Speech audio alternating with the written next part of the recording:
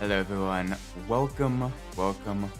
Today, we are back in Enthusia Professional Racing. It is good to have you here. Today we're doing something just a little bit different, just to kind of hold off when driving the Prius because, well, it's a Prius. So what we're going to do instead is we're going to be doing some Driving Revolution. If you're not familiar with Driving Revolution, this is really cool. It's a cool like side game that this game has.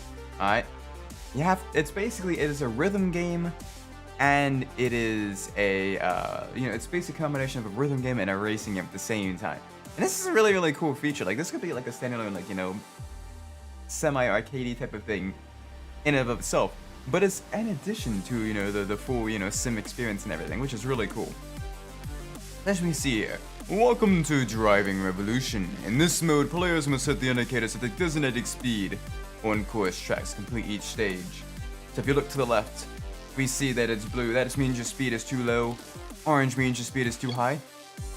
This is the indicator. Depending on the car's speed, the bar inside will move up and down. The color of the indicator and the bar change accordingly. Adjust speed to hit the indicator when the color is green and the bar is at the center for better rating. Blue indicator means that the car is too slow. Orange means that it's going too fast. Up there at the top, that is your rating. Oh, it shows. Sorry, that one shows the distance between the car and the indicator. As the car moves forward, the indicator line will start appearing from the right. So yes, it is pretty much a racing rhythm game, which is really cool. The indicator with the wave bar is the acceleration indicator. Driving through the indicator faster than the designated speed will receive the highest rating. This indicator with an orange mark on the top and bottom is the brake indicator. Use the brake indicators as a guide to time when to hit the brakes. And of course, this is the success gauge. Gotta get it over the orange line to score at least a C, but you get more rewards for getting it in the completely full, with no goods. You get the full S rank. And we're gonna show you how that's done, because it gets a little bit tricky. It does get just a little bit tricky, but that's all right. We're starting out in the Corolla, in a straight line. Very simple. We got this. We got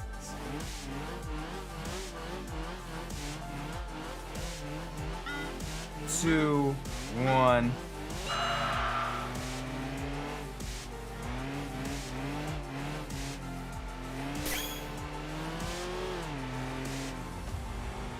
And this is a very simple, very simple. Because it starts out easy, but it gets pretty tricky later on. This is basically just like the tutorial, kind of showcasing. Yes, this is how to play it. So it's gonna start out very simple. We got an S, easy peasy, lemon squeezy. Next stage. This one, it does get very tricky. Very tricky. So you do have to kind of like watch yourself through here. Next one we're in a smart car. the best car. Downside is you can't choose manual gears for this. There we go, easy. You just gotta control your throttle.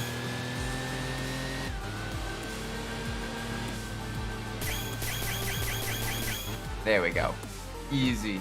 Basically just gives you a rough idea of throttle control and speed control and everything. Very simple. It's like the B license. Ooh, I'm early. Welcome Adachiku. Today we're doing something a little bit different in the Enthusia game. We're doing a race. Basically, it's racing rhythm games. We're kind of going through the tutorial mode right now. And it's basically you basically have to go through the gates at a certain speed to get the perfect scores and everything.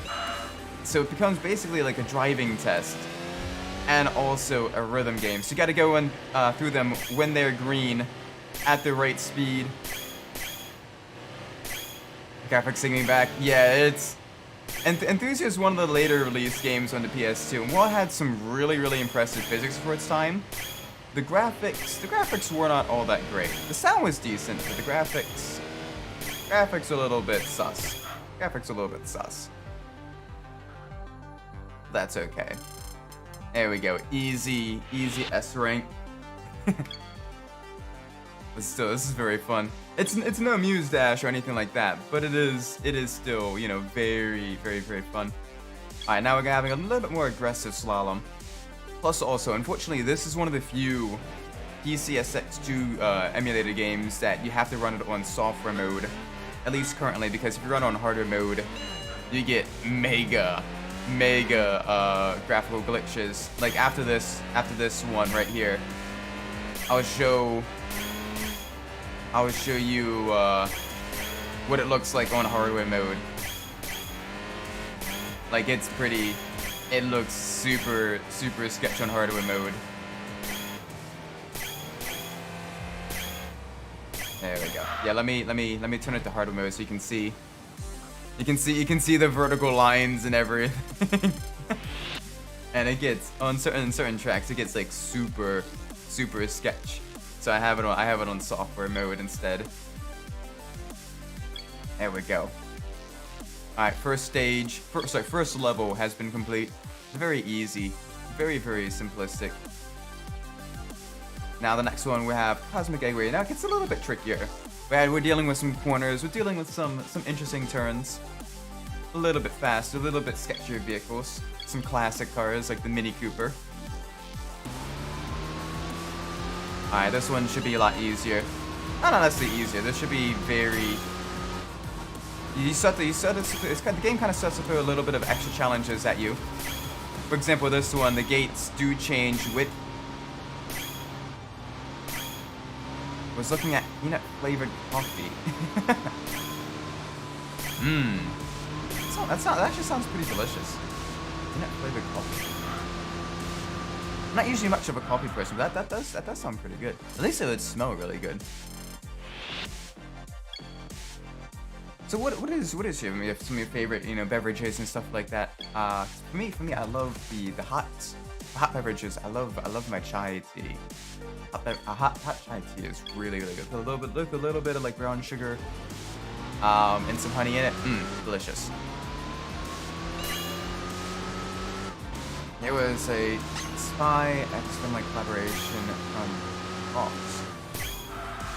Cool. Very cool. Let's drink hot chocolate and tea. Oh yeah, hot chocolate is really good too. Okay, good. So you can even get a few non-perfect ones, as long as none of them are good. If they're all perfect or great, and you don't get any penalties, you still get an S ranking, which is good, because that's how you unlock extra vehicles in free race.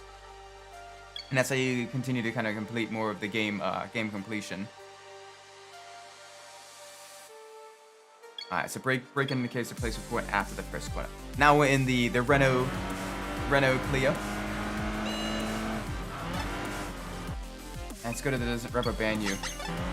Yeah, no, it's this one's definitely, it's tricky, but it's fair. Like, I mean, you still need to have a fairly decent control of the vehicle.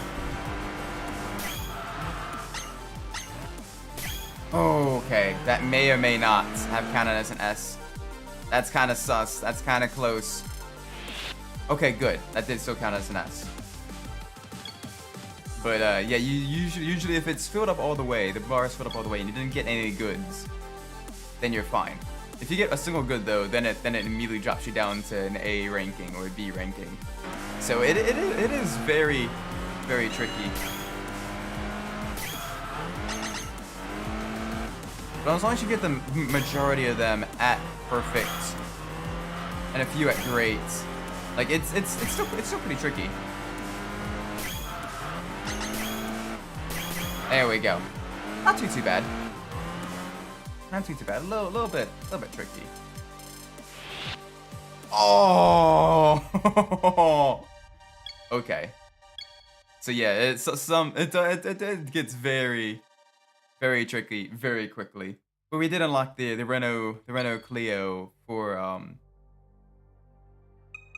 free race mode. We're gonna try this one more time to get an S ranking, because that is super unfortunate. There we go. Much better.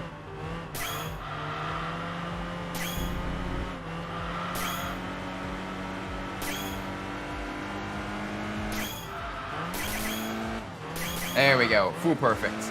Really close. Yeah, it was very, very close. Much better this time. Much better this time. Alright, next level. I'm looking like off to the left real quick. Give me 1 second. Let me set. There we go. Alright, next one. And this pretty much uses all the tracks in the games, even like the tracks that you don't normally race in career mode. It uses every single stage. Well, except the Nürburgring. It doesn't use the Nürburgring, but it uses every other stage though. Which is really, really cool. So it really kind of gives you a taste of what all the game has also. So right now we're driving a little Daihatsu Kopen, a little Japanese K car, 660 cubic centimeters of displacement, 63 horsepower. We got some pretty wide checkpoints here. The big thing is just making sure that we don't tap the walls going through the corner. We need to have a very smooth racing line.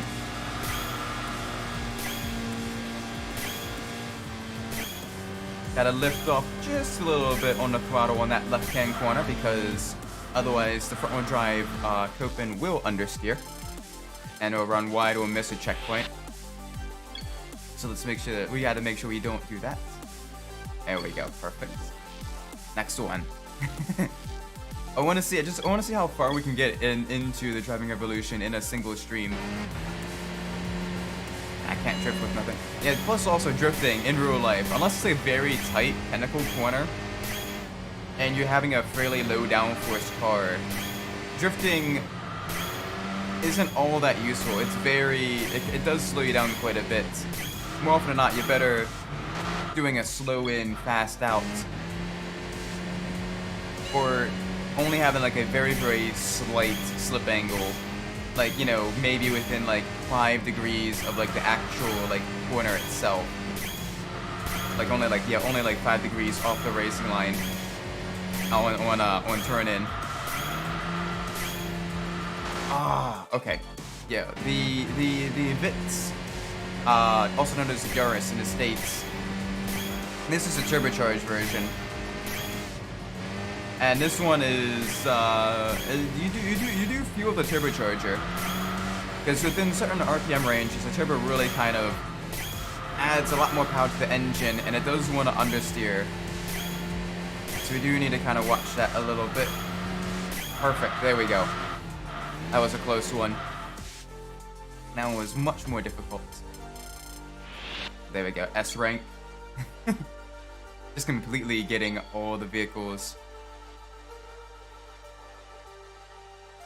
When I do it, I just try to do it like initially as something. I try to do a technical like in Sonic Transform, but it never worked right. It is very difficult to drift, even in real life as well. You kind of needed the right vehicle for it as well, or the right conditions. And you really kind of need to know, like, you know, what kind of vehicle that you have. Oh gosh, we may.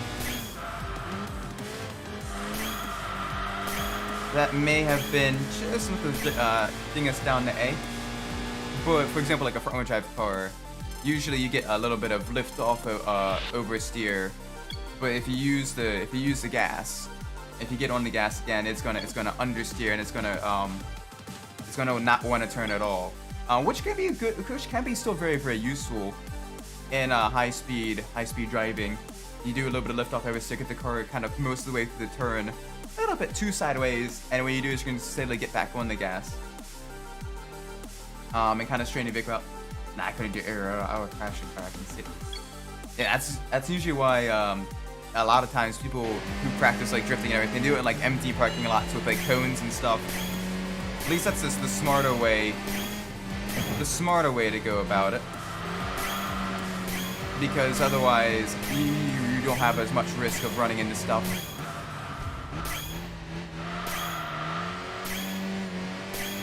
But, you know, it's difficult. And even rear-wheel drive cars, you need at least a limited slip or a locked differential. That way you don't just have a one rear wheel spinning. You need both rear wheels spinning to get a good steady slide going. And now we're on Cosmic Winding. Like Cosmic Eggway, but it does have a little bit of an infield road course as well. Very simplistic. But right now it's still in the easier levels. It gets, like, the difficulty ramps up. Like this one, we're gonna be splitting 2 different checkpoints at a time. I see people do that with motorcycles, and it's kind of. Oh yeah, no, we missed one. Yeah, no, motorcycle racing in general is like absolutely very, very sketch, because motorcycles, because of the narrower tires and the fact that there's only 2 of them as opposed to 4, you get a lot less mechanical grip compared to a car. So you get a lot of acceleration because they're very lightweight and they have very high-powered engines, 200 some horsepower, which is good enough for, a decent, hot hatch. But they're so lightweight and they don't really have a whole lot of grip, so it makes cornering very scary. Like if you watch a lap comparison between like a MotoGP car and like a NASCAR stock car on for example, like COTA, Circuit of the Americas, in Texas, you see that on the straights, the motorcycle is actually a lot faster than the stock car, by a good 20 miles an hour at the end of the straights. But through the corners, especially through the tight, twisty bits, the stock car, the big, heavy stock car, is actually a little bit quicker. Which is, it just kind of showcases just how much of a difference the wide slicks make. We missed one there. That's very unfortunate. Yeah, we missed one and you immediately get bumped down to C. Oof.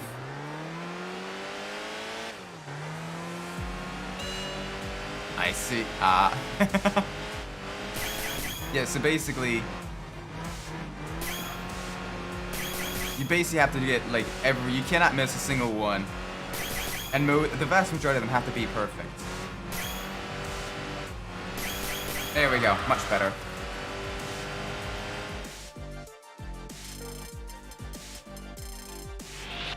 Yeah, the most I might buy is a Vespa, but I'll get my driver's license. Yeah, no, getting a driver's license itself isn't too difficult. The hardest thing for me is just figuring out where the corners of a new, getting into a different vehicle. Once you drive a singular vehicle for a long enough time, you can kind of, it almost becomes an extension of you. You kind of know roughly where everything is, on the outside as well. You know where your wheels are at all times. You know where all the corners of your car are. But it does take a little bit to get used to, especially if you go from a vehicle of 2 different sizes. It gets very, very, very tricky to kind of figure out where everything is going from one vehicle to another. For example, my main daily driver is Toyota Corolla, but I've had to drive minivans and stuff like that before for company trips. And it's kind of scary. It's a little bit scary because you have basically an extra 1.5 foot of car that you need to control and everything, and it's a lot heavier. Every time I've moved to Europe or something, but I agree it's significant. Oh yeah, because a lot of vehicles as well in Europe, they're stick shift, and you need you need a separate license for stick shift vehicles in Europe. You have the main driver's license, which allows you to drive stick shift vehicles, and then you have basically not necessarily provisional license, but a lower tier license, which only allows you to drive automatic vehicles. The vast majority of people in Europe can drive, at least from my knowledge, vast majority of people that do drive have a license, have the full license, and drive stick shift. That's driving stick is a lot of fun. You get a lot more control of your vehicle, which is very, very, very helpful. Especially if you're in snowy conditions and everything, because it can help you kind of get out of the snow or in other slippery conditions. But it is just very. It does take a lot of practice. It took me a little while to finally kind of have it all click of clutch in, shift, clutch out, throttle, and everything. Just wing it. Yeah. Just gotta wing it. Did we complete all of these? Oh, we did. We did complete all of them. Ooh. Nice. Okay, so we did complete all of these ones. So it's pretty cool that you can do both. A lot of people can't. It took a lot of practice, but my first vehicle was little Geo Tractor, or it was stick shift. My modern Corolla, it's only automatic, unfortunately.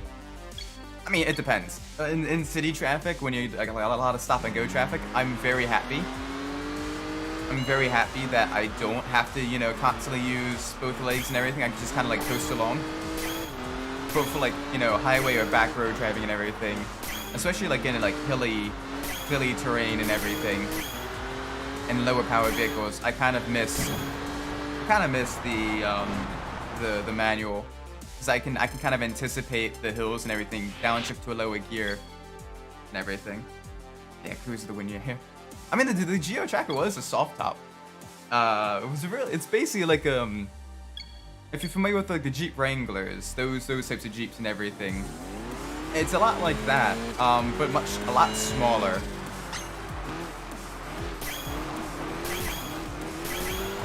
Hang on a second, there we go. Oh boy, big slide. Nice. Alright, that was great. But yeah, no, I always love going for like the cruises and everything. It's a lot of fun, especially like in the early fall and everything, during like the country back roads and all that. Because you have the windows all down, you just, you know, and just enjoying life, and it's just good. You know, you don't necessarily have a destination to go, but that's okay. You can kind of almost explore a little bit. Granted, I'm lucky enough, I live fairly close to a lot of really good driving roads. Up, only less than an hour away from me is Rock State Park. And driving through those in the fall, it is very, very pretty, because a lot of the roads kind of run next to a couple of like the different rivers that run through the park. And you know, it's, you know, fairly hilly and everything. Invisible car. Oh no, we're just using a bumper cam. Oh, the invisible car in yeah, the shorts. Also, welcome to the stream, Mauricio. Hope you're doing well today. There we go. Right now we're doing a little bit of the driving revolution mode in Enthusia. Yeah, the shorts. Yeah, that was great. First ever like edited videos will, instead of just having it clipped. So that was fun.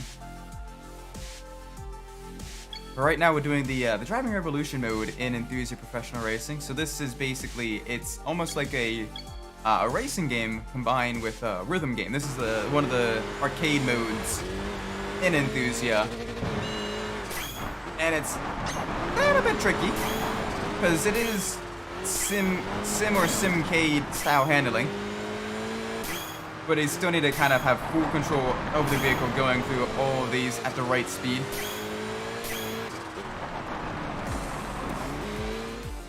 Methyl-3 methylbutanate. Okay. Alright, next one. Let's see. Alright, so now we're on Tsukuba. This is one of the few actual tracks in the game. In Japan, this is where they host a lot of like the Super Lap Battle and stuff like that. Very tight, very technical, but it is very, very, very fun. We should do well on this. Oh gosh, we're going at a fairly high speed already.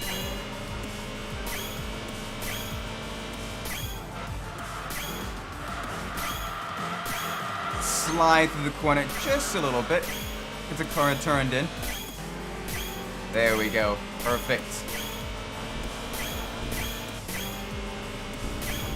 Alright, raise on the brakes, get the car turned in, through the hairpin. There we, little bit too much slide at the rear. Little bit too much throttle on that corner exit there. Gotta remember, we're beginning to drive some much higher powered rear-wheel drive cars now, so it gets a little bit sketchy if you get a little bit too aggressive with them. Especially because this one doesn't have any driving aids, anything like that. I think it's just a little bit difficult. There we go, much better. Better than going through rings. Oh yeah, the old Superman game. Oh, I actually played that once. That was dreadful. Oh my gosh, the flying controls. You have a game, you have a guy who's like main superpower is just super strength and super flying, you know, and speed and everything. They make him feel so sluggish during his flights. Yeah, on a Nintendo 64, that one was so bad. It was so bad.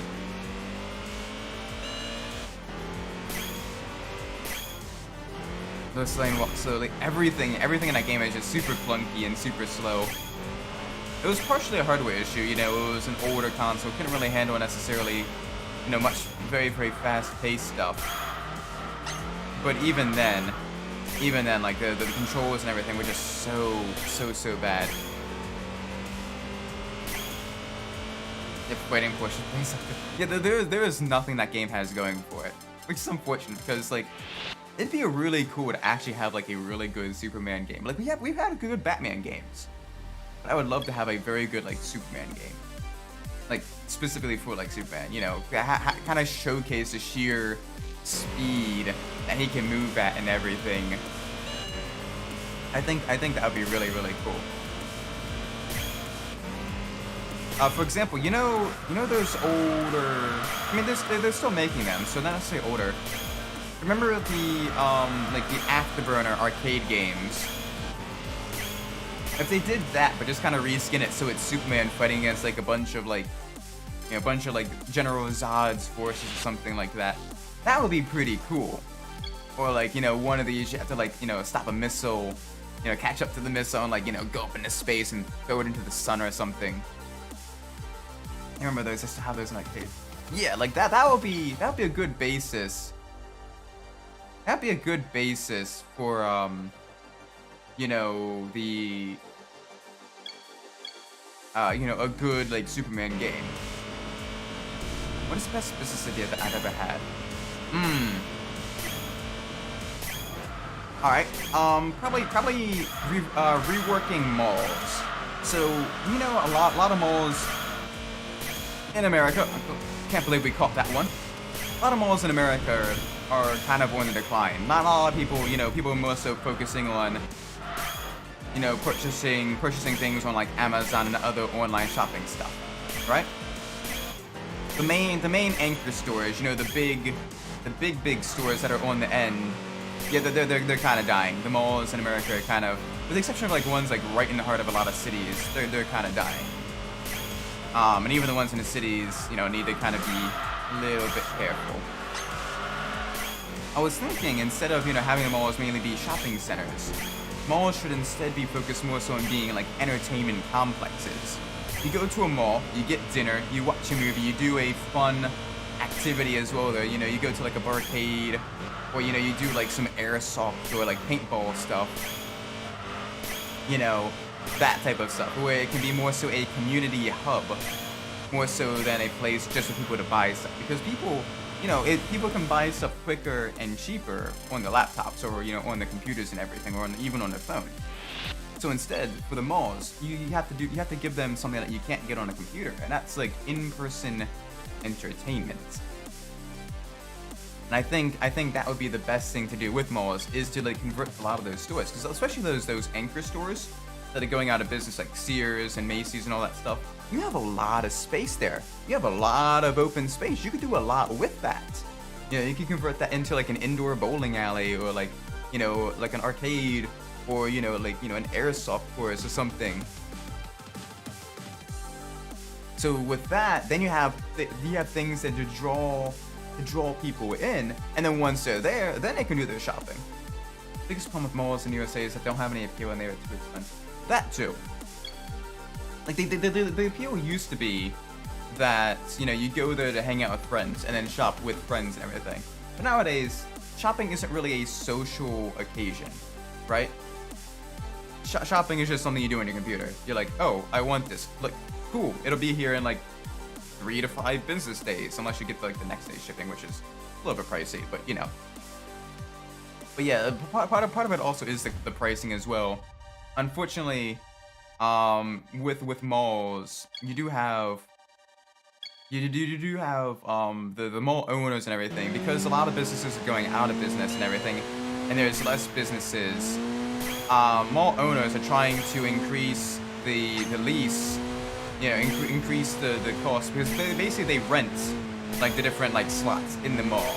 They basically pay the mall owners to have the stores there. They lease that sub property in the mall, and it's very expensive. Welcome to the stream, Hunter Iggy. We're talking about how to save malls and doing rhythm games in a racing game.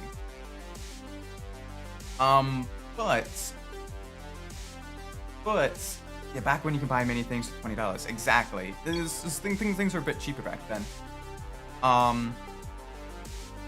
But you also have, you know, the mall owners are trying to get more and more money out of the stores themselves, and the stores themselves are struggling because people are buying stuff online, and people aren't going into malls. Oh gosh, we're going through the motorcycle chicane. In the wet. This is very slippery. In a very lightweight rear-wheel drive Hachiroku. But if you had like something that actually draw people into the malls, have the anchors actually be things to get people coming to the malls, you know, things that would, you know, you can't get anywhere else.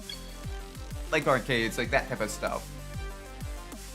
You know, then you make going to the mall a social experience again. And then people, you know, those outside, those anchor stores and everything, they get people into the mall, they get people hanging out with friends. You know, you could turn one thing into like, you know, like a skate park or something, like an indoor skate park. So even in the wintertime, you have people, you know, doing, you know, having fun there and everything. They get done, you know, they go get a little bit of food, and they go shopping there. Because, hey, I'm already here. It's convenient for them. It makes it easy for them to buy stuff. And I think that's the big thing. And you kind of seen it a little bit recently, at least with the malls closer to me. For example, like the, I have ideas, man. Kind of. I mean, granted, I'm not the only one with these ideas. The Towson, White Marsh Mall, which is a bit closer to Baltimore. White Marsh Mall is beginning to kind of do this. Like I have an indoor, like, you know, airsoft shooting range. They have like a movie theater and a Dave and Buster's now. And because of that, they're doing pretty well. Whereas Hartford Mall is not doing as well because they're mostly focusing on only the stores. Granted, Hartford Mall is doing okay because they still have other things close by, like the Mom Pod Trail, like the other activity centers close by, so people still have a reason to go there if they're in the area. They don't really have anything to specifically get people into the mall per se. And you need that.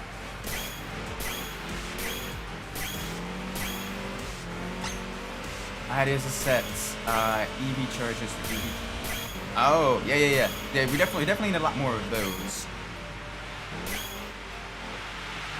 We definitely need a lot more EV chargers. Granted, at least on the East Coast, the Pennsylvania Turnpike is beginning to kind of install a lot more of the EV chargers at their the different not service stations, but like rest stops and everything. So it's gonna be like Korea. I mean, a little bit. Yeah, it'd be definitely a really cool thing to kind of have, you know, have a lot of EV chargers. Yeah, I mean, to be fair though, we do need definitely, in order to electrify in the U.S., we do need a massive infrastructure overhaul with regards to you know, the charging stations and everything like that. And the best place to do that is to put them in already existing like rest stops. That's a good place to start. Because then they're already on the map. They already have, you know, electricity and everything hooked up. They already have parking spaces. Someone even meme of it with no place to park because there's nothing but EV chargers, parking lots for women only and handicapped. Yeah, no, it's definitely. You definitely need because even if we do, you know, electrify more, there will still be people that need and will use gasoline vehicles and everything like that until, you know, especially in like, you know, more service vehicles and everything, or, you know, people in more rural areas. But even then, you know, it's you need a good mix of, you know, regular parking spaces and EV chargers and everything. yeah. The best thing you can do maybe is to have it where it can be either an EV charging station or like a regular vehicle parking station as well. But to have it specifically for an EV vehicle, if you're going full like electric, every space, you know, being a charging station, then you know it does make it a little bit more difficult. Something that was more. Yeah, trying to get away from like oils and everything would be a little bit difficult still, but to at least reduce our reliance on them. The other thing we can focus on doing as well is to making synthetic and carbon zero fuels. I know Porsche has been focusing on making, you know, algae-based fuels, so we don't need to necessarily drill or do any like the fracking and stuff like that, which is also really cool as well. Because no matter what, there's always going to be something that you need fuel for. You know, things like like generators for hospitals and other like critical infrastructure and everything like that. They still need backup generators and all that stuff, because if they lose electricity, people can get severely hurt or die. And definitely need a lot like fuel efficiency as well. Biggest thing for that is to make vehicles lighter. Vehicles have been getting very heavy in the past like 2 decades. Nice, that's right. Thank you. But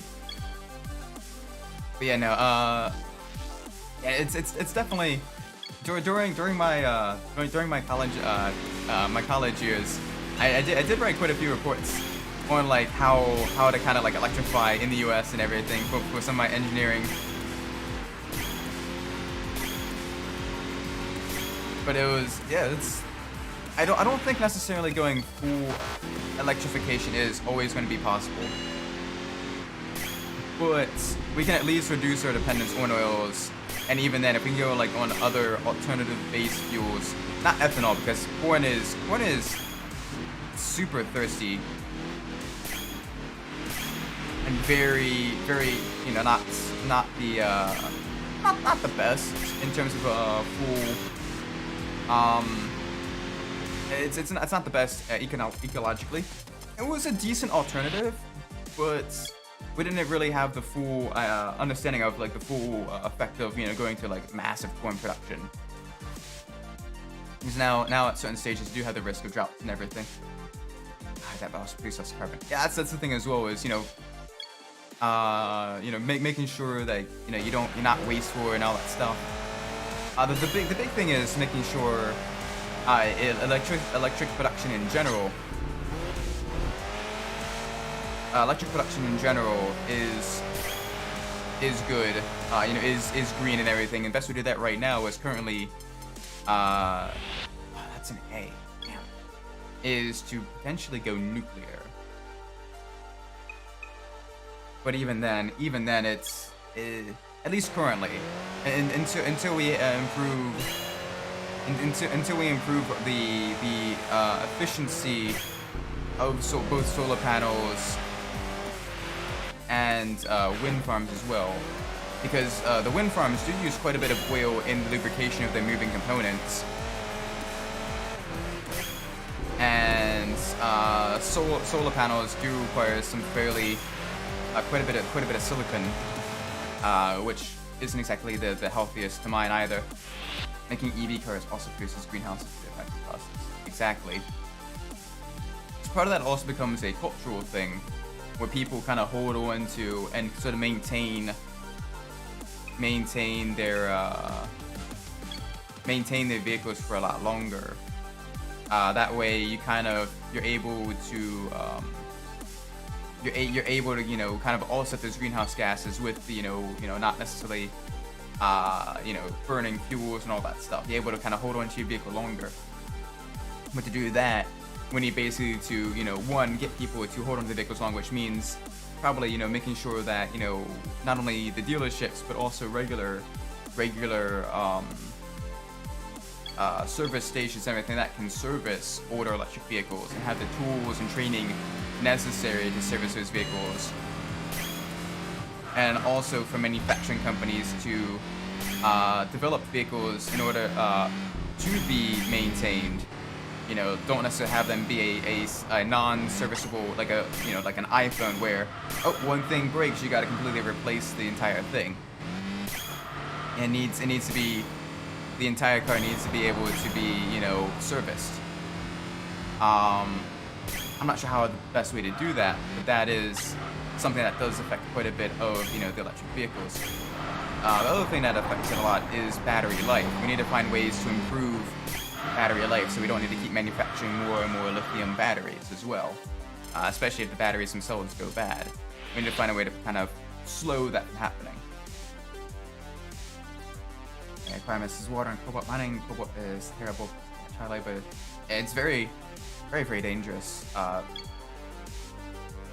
And it is quite tricky.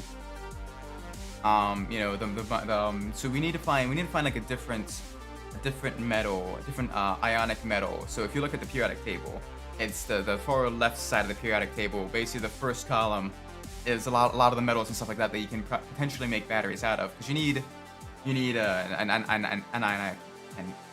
ionic metal. Basically has one extra electron. And so, for example, you have, you know, an alkali metal. Sorry. So yeah, you have lithium all the way over there. But I have seen, granted, I haven't really heard too much news on it recently. Back during my college years, a few years back, they were testing the creation of a sodium ion battery, which could potentially be much greener. Because with the sodium, all you need to do is separate the sodium and the chloride, or the sodium and the chlorine from salts, and it's definitely a possibility, but it's still probably a couple years out. Though I haven't heard too much updates with regards to it, except for the fact that people were testing the possibility of creating a sodium ion battery. But that would definitely be a lot cleaner and a little bit lighter weight as well, which would improve the efficiency of electric vehicles and reduce the weight as well, making them allowing for better handling and, you know, better acceleration, better braking, and all that stuff. Yeah, making EV vehicles, they are definitely an improvement, but it is still, that corner is tricky. They are definitely very, very dangerous. Even for adults. It is very difficult. Unfortunately, in that regards, I don't have the solution for that. All I can do is kind of spitball some things that I've seen, you know, being worked on in the field, and from like other automotive manufacturers and everything that I've been reading.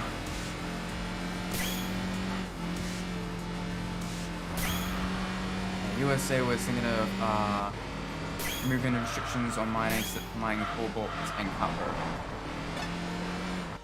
But the area where it contains copper and cobalt, I mean, unfortunately, no matter where you mine, mining in general does affect the environment quite a bit, because you're basically tearing up the ground. You know, you're basically causing massive amounts of soil erosion. You do have the risk of you know, groundwater pollution as well, especially in like some of the heavier metals. It's tricky. There is no easy solution, unfortunately. But the best thing you do is to basically choose the least bad option, based on the current data, which is always unfortunate to think about. But that's why you just got to focus on the development of technology, in order to kind of maybe have other solutions become apparent. Because then, you know, maybe in a couple years' time we may not need lithium for batteries. Maybe we need a different, much more accessible, much more environmentally friendly metal. Maybe.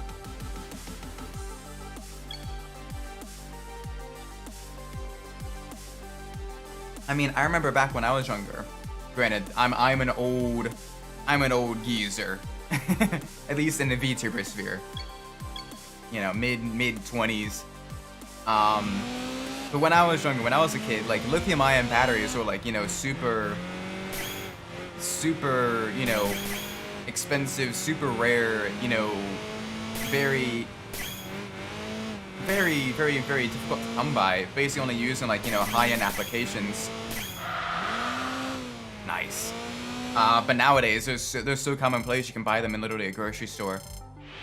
So I mean, that's just in a couple years' time. I think.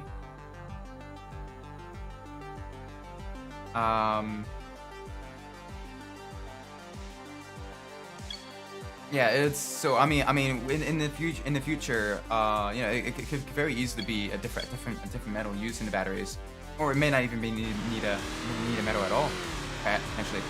What metal is better to replace cobalt? So cobalt is currently one of the best ones to use in terms of overall battery performance and everything. Cobalt's kind of the new. What the heck? So cobalt is the new sort of like lithium-ion batteries in terms of performance and everything. Wow, that one is tricky. You basically need to stop almost completely. But I have seen in the past like 5 or so years there being tests for using sodium in batteries instead.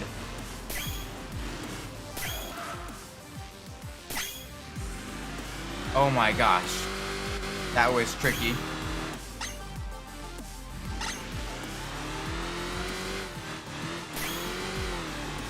Yeah, exactly.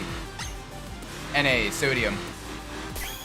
And the main reason, even though performance-wise it wouldn't necessarily be as good as a cobalt battery, due to the sheer availability of sodium, you know, obviously you have all the salt water and everything, and you can separate, you know, the sodium and the chlorine from each other. So it is. It's only an egg. You at least have the chance to, you know, at least have a much more environmentally friendly battery at the cost of somewhat reduced performance. And there was quite a bit of testing for that, but even then, it is very. The tests themselves, they did come across a couple of issues, mainly overheating. Was one of the big ones, and also just getting the performance up there to at least be, you know, considered feasible. Because it's, you know, it just wasn't quite able to compete performance-wise with even lithium-ion batteries. But if you can have an environmentally friendly battery, that may be the course to take. Maybe. Granted, that was a study that was a few years ago, so things may have changed. We're getting through this very, very quickly, actually. We're already to level 10 for the driving revolution. We're unlocking a lot of vehicles for the free race mode. Oh, we're gonna be driving. So it's Story Cross 4, Evo 6, Pretza WRX, and a Focus Rally car. Okay, so a whole bunch of four-wheel drive vehicles. Very fun. Very nice.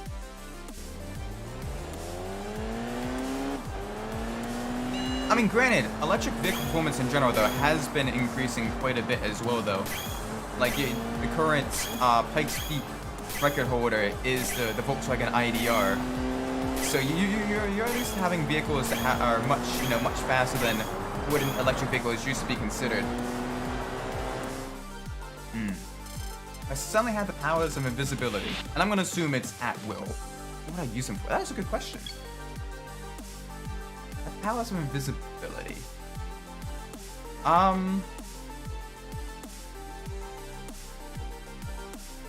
That's a very, very, very good question. Ooh. I don't know. I feel like if I use them for like crime and stuff, like that would very quickly catch up to me, right? Because even without, you know, even without, you know, being visible, you do leave behind, you know, DNA evidence and all that stuff as well. You know, just because your hair, or like, you know, you leave behind fingerprints and stuff like that. You leave behind oils.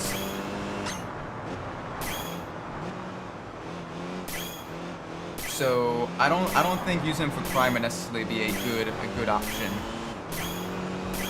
Invisibility though, that would be very tricky.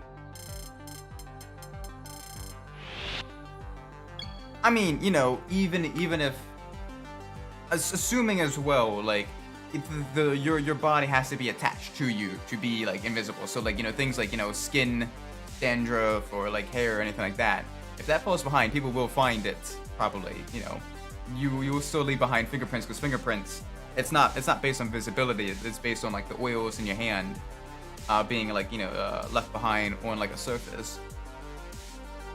So that, especially if you like you use that to, like, you know, break and enter in like different people's houses and everything, especially with people that you don't know, or the fact that you just randomly, you know, have this fingerprint on the door, that can definitely be very, very tricky. So I think I would more so use invisibility. Oh gosh, buddy. I don't know. It's tricky. I don't.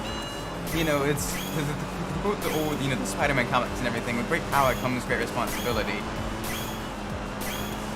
Imagine wearing gloves. That is true. That is true. You could wear gloves. So that is a start. You probably also would like wear a hat and everything. But even then, like, there are other ways, you know, to like, you know, be caught. You know, things like, you know, if you somehow had like a rampant, like a massive increase in like your lifestyle and everything like that, that's gonna definitely, you know, tip off the IRS a little bit. So, you know, I mean, they managed to catch Capone. They could definitely catch me. Cause I'm not nearly that sneaky. I don't know. I think maybe like if like there was a place that just had like a lot of security cameras, I just didn't want to be seen somewhere. Like I'd probably more so just use it. For like privacy and stuff. Like, hey, I don't, you know, or like, you know, hey, I don't necessarily want to be seen here, but I still need to be here. I'm just gonna, you know, turn invisible, go about my business, and then head home. Like I'd probably just use it for like privacy and all that stuff. More than anything else. Which I know sounds kind of boring, but like, honestly, FBI must use advanced tech to find me. Yeah.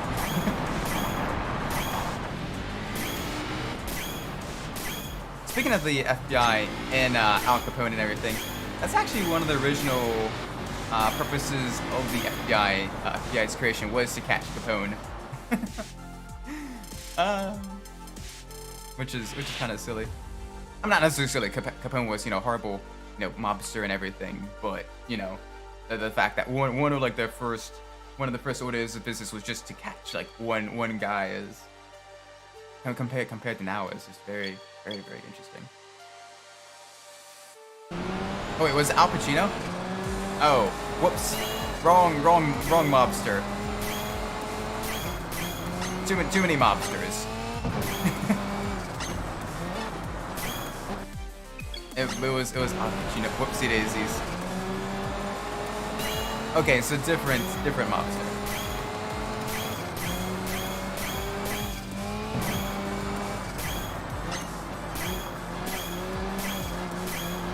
Come on, gotta get through this one. This one's a tricky one. Ah, good. But now, what would you use? Just out of curiosity, Mauricio, what would you use your invisibility for? Kind of turn the question back to you.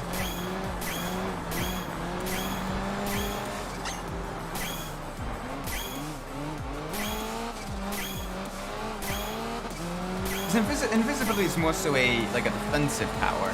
It's much more difficult to kind of use invisibility by itself for good. That's why oftentimes, like, And for superheroes, usually when they get invincibility, they oftentimes get other powers on top of that, like either telekinesis or telepathy, or that type of stuff, so they can actually, you know, be a bit more useful. But pure invisibility is very, very difficult to use for good, because you basically have to know. You basically cash cut politician, like, damn it. Oh yeah, you can kind of almost like be like a ninja and stuff, you know, take down criminals without them seeing you. That is a possibility.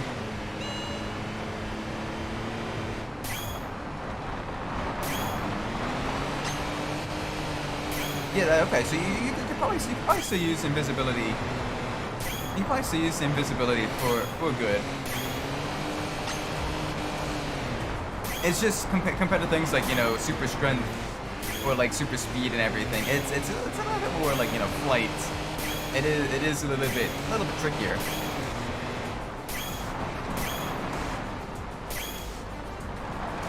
Oh, I completely missed that one. Yeah, so you can still kind of like, you know, you make an excellent spy if you had invisibility, you know. So you can kind of, you know, you can kind of use that to, like, you know, see, you know, if there's, you know, any, you know, you can kind of like, you know, get into like meetings of like, you know, bad people and everything, kind of see what their plans are, get, you know, pictures maybe, or take notes, and then give them to people that can, you know, kind of foil those plans and all that stuff. You could be an excellent like infiltration expert. Yeah, that could be possible. That is a good idea.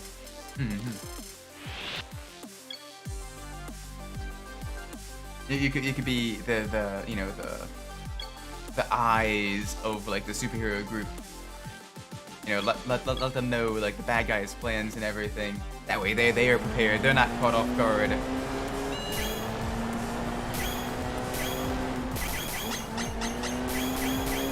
Oh gosh, there's so many of them right in a row.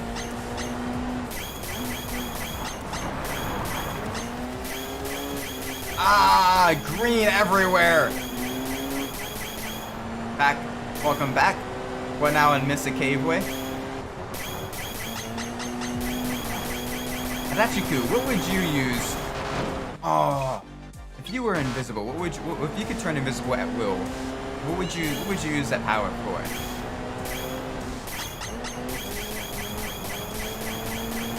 All right, so we kind of want to be a little bit more towards the inside of a lot of these corners.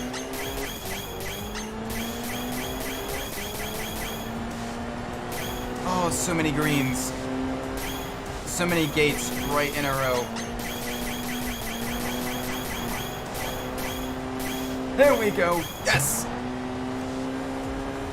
Maybe my psychic instead I follow him.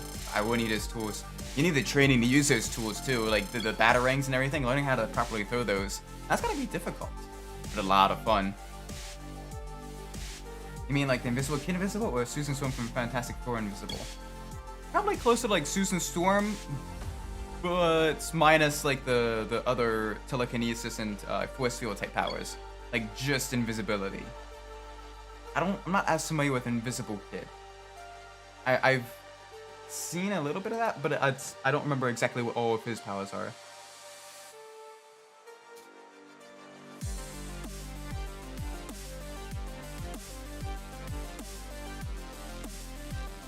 At the very least, being able to turn invisible at will and become invisible again at will. But yeah, that would be really, really cool.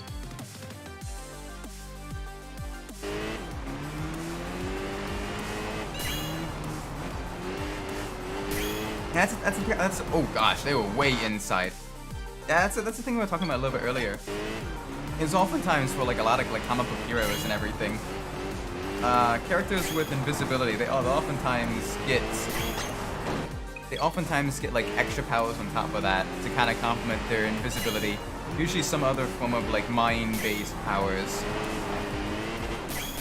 in order to kind of make them more effective in combat. Especially because having someone only be invisible is a little bit tricky. Invisible, you can go invisible himself, and that's really it.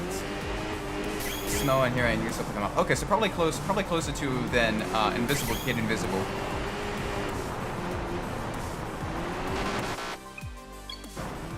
What made Invisible Kid so cool is that he was a spy and he was smart. Yeah, that's kind of what we were talking about a little bit. Is the you know, you definitely make a great spy. You know, very great in that regard. You know, you can get lots of information from, like, you know, criminal groups and other, you know, bad people without them even knowing you're there. Dang, this one's tricky. Yeah, Susan's so much OP. Yeah, very much so. Mind-based powers in general are usually pretty powerful in a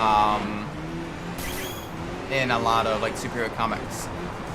Look at also, like, you know, Charles Xavier or Magneto and everything.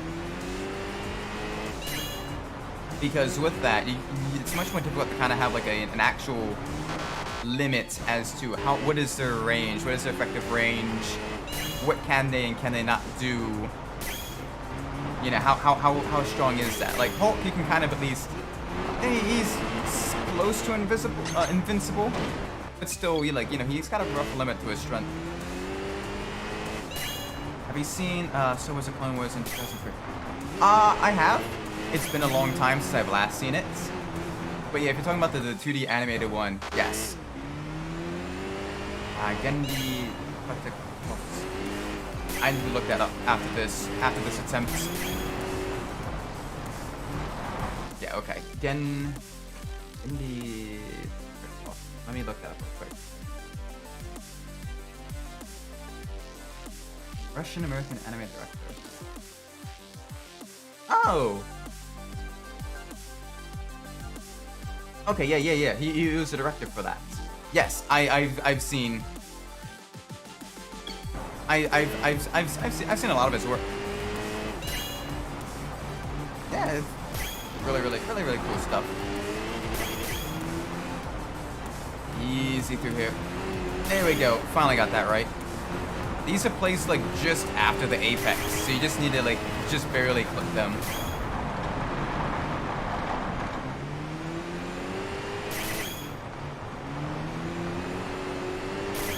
Spear and fang, exactly. You know, I'm not as big fan of, like, the super new Star Wars stuff. Yeah, spear thing. Basically, it's like. Yeah, it's the Primal. Yeah, I've seen a little bit of Primal. I haven't watched all of Primal yet. I'm definitely not caught up on that, but I've seen a couple of episodes. Really brutal, but really cool. But yeah, no, it's very similar, kind of. It's got a very similar, like, art style to Samurai Jack, but it's like a much more brutal Samurai Jack, where Samurai Jack was kind of, you know, crisp and clean. This one is a lot more, like, you know, a little bit more violent and kind of visceral. Both of them are still really good, though. I think I prefer Samurai Jack just a little bit better.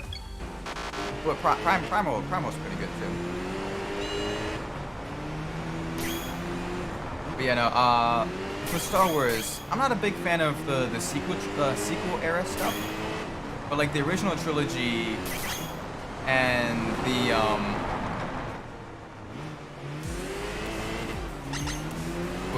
the Clone Wars era and the original trilogy era stuff.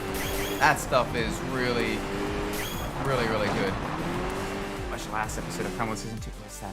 I don't want any spoilers. I've only kind of watched most of it up through Season 1. I need to watch Season 2. But I haven't watched Season 1 yet. I mean, no, I need to fully finish Season 1. But yeah. Not spoiler. Thank you, I appreciate that. But yeah, no, the Clone Wars, 2003's Clone Wars was pretty good. But I also really like the Dave Filoni Clone Wars.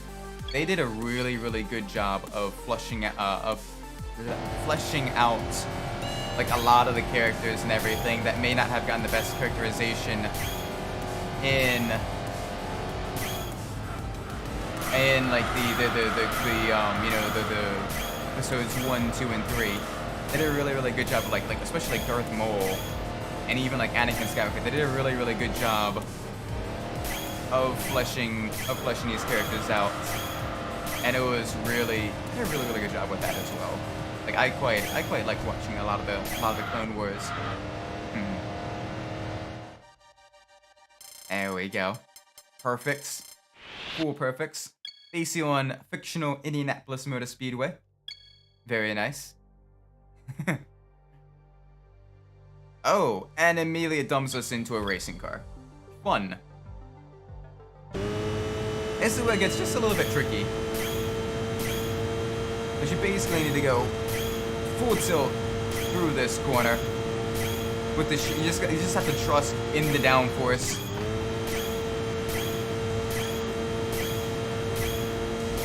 Oh, there we go. Nice and easy. Topping out at 200 miles an hour. Just gotta trust in the downforce. Completely missed that one. Because this is why I don't...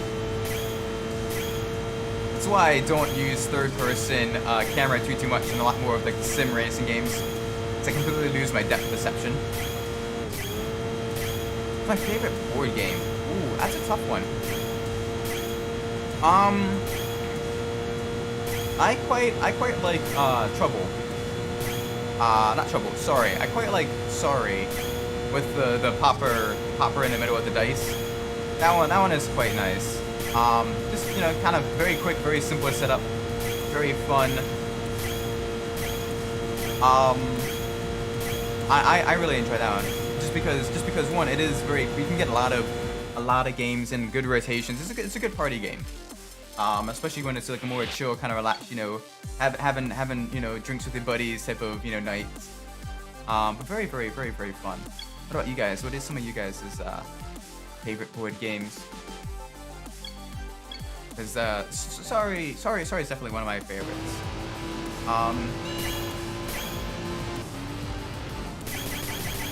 Oh, it's gonna make us do more slaloms.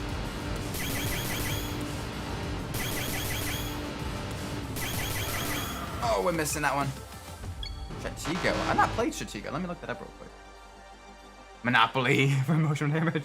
Okay, Monopoly is a lot of fun too. As long as like everyone agrees to like not get angry at the results. Stratego. Not heard of that one.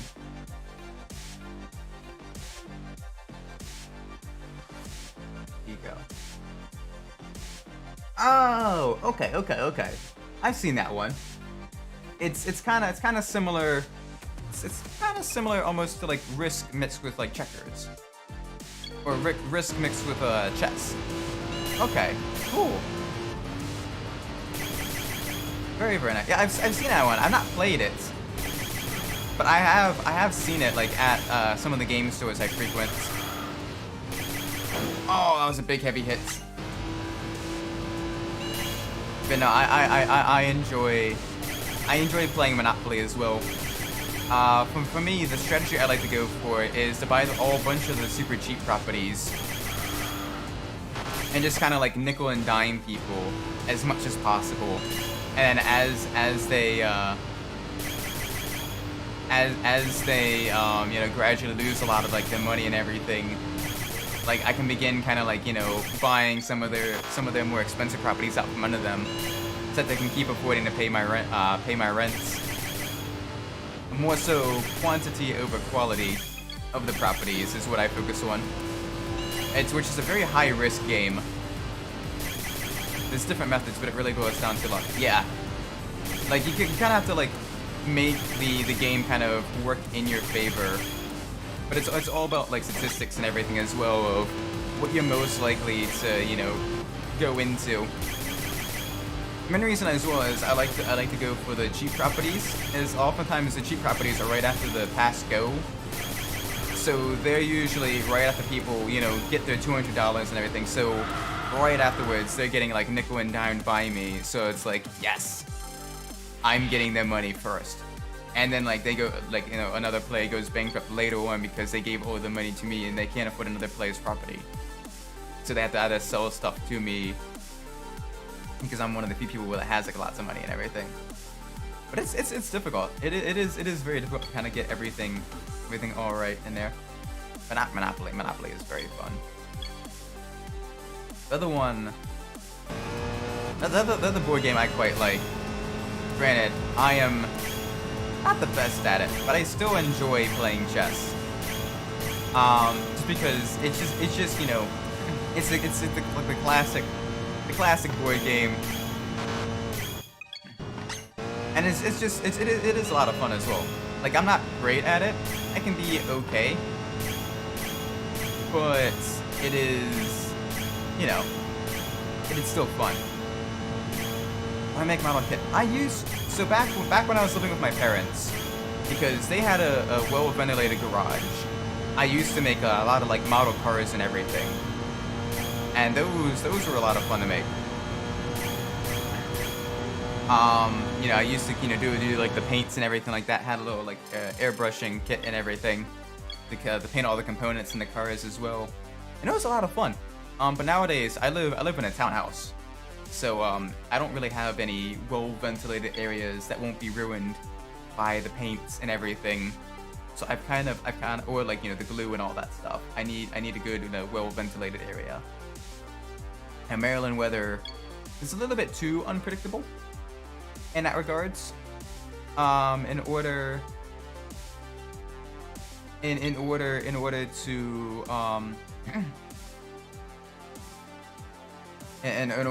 to kind of like effectively paint outside, because you do need to kind of leave the vehicle outside. You need to leave the model outside to like dry and everything. In Maryland, it's very, very wet, like all year round. So it's a little bit difficult, kind of having an effective place to paint. But it would cost me probably, for a full car, like all the components and everything like that, it'd probably cost me about $20 to $25 in paint. For like, you know, the body kit, the engine, all like the interior components and everything. But it was, you know, it was still a lot of fun. The kit itself would be about like $20 to $30 as well. I have model kits too many actually. Yeah, that's the other thing, is I've kind of run out of space to kind of put a lot of the different kits. Completely missed both of those. But yeah, no, making the model kit cars and everything was a lot of fun. I'd love to get back into that. I have the model Supra. Oh, nice.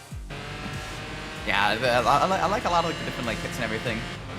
The Revell models, while they mainly focus on like American cars, the Revell models are really, really high quality because it allows you to like make the engine, it allows you to paint the engine as well, which is really cool. The Tamiya models are okay. But the Tamiya models, they don't really have as much detail. They have more variety. And if you're wanting more of like the pop culture stuff, the Tamiya models are the way to go because they have a lot better like variety, especially in like the Japanese cars and everything. Has Castrol stickers on it, very nice. So it's got the Castrol livery, very cool. You have the JGTC Supra. That was an A. Damn. I was hoping that would be better. Oh yeah, the Castrol liveries in general though are so cool. Like I'd love to see the Castrol livery kind of be used as frequently as like the Golf livery or like the Martini livery. I hope it doesn't just become like a Toyota only livery. Like I'd love to see the type of livery on like more vehicles and everything. Because I mean, the Honda Mugen NSX in the JGTC also had a Castrol livery, but it was a very, very different livery. Where it was primarily green, whereas the Supras and most of the Toyotas were primarily white in color with green and red accents. I'd love to see that Toyota livery be a more like non-Toyota vehicles as well, because it is a very, very, very cool livery, and it is iconic as well.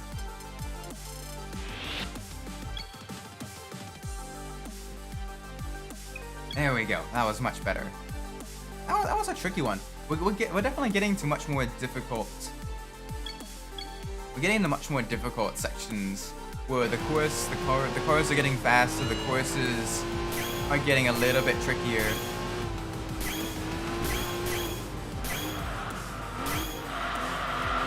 Missed that one completely because we're getting a little bit too sideways on the braking. We're sliding around just a little bit too much. There we go, much better. Gotta be smooth because it is a high-powered rear-wheel drive car. It does not have traction control.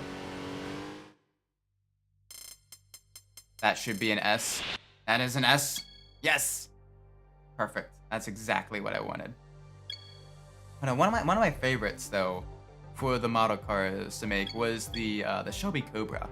I painted that one a high gloss, like the deep blue.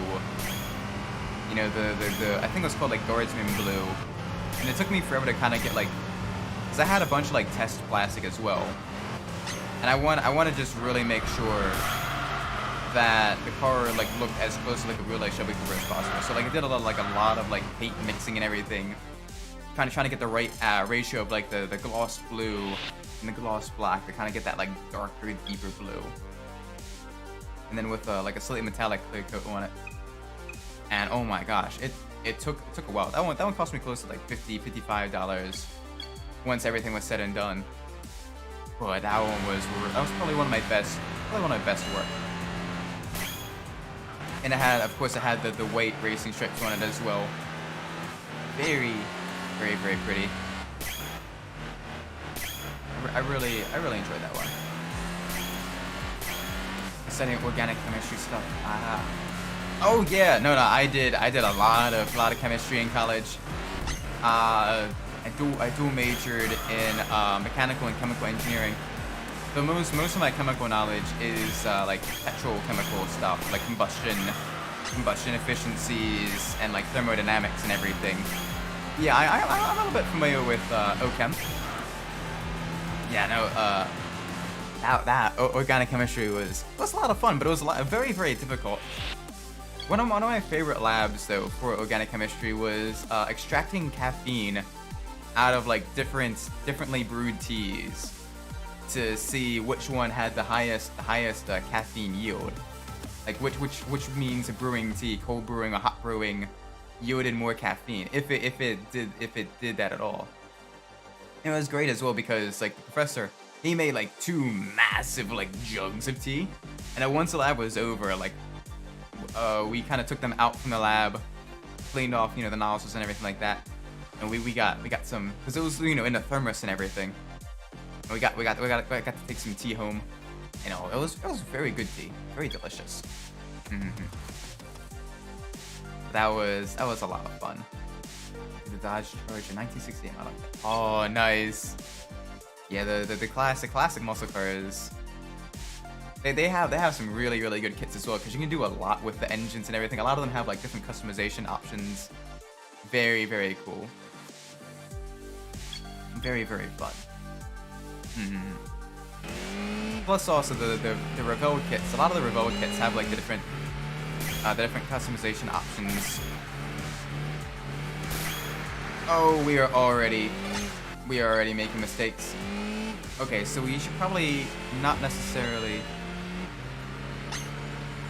We should probably keep ourselves fairly smooth on the throttle. There we go. Just half throttle all the way through. Don't want to get on and off the throttle because that gets the car way into a slide. Just want to keep it nice and gentle over there. There we go. Proper means of going through the slippery stuff. Alright, now we're going through the town section.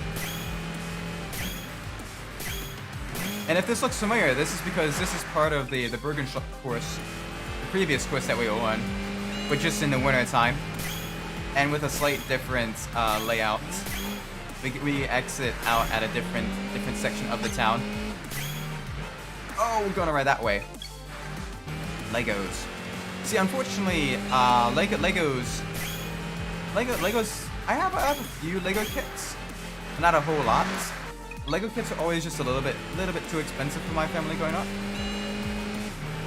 So I didn't really get into like the vehicle kits and everything, you know, the full on like painted kits, until I was like in my late teens because of that. Because a lot of times I was buying them with my own money and everything. But even then, like the Lego kits definitely seems a little bit pricey for what you get. I mean, it's still really cool though. But it just wasn't necessarily for me. I was just wrong place, wrong time to be able to kind of get into them. Yeah, they're very, like, you look at the end cost of like being able to paint and like fully customize your own, like, you know, model car and everything with all the plastic and all that, versus, you know, like a piece by piece kit where you don't really have a whole lot of customization, at least in terms of like making it look, you know, similar to like the end result, but like slightly different with a couple of customization options here and there.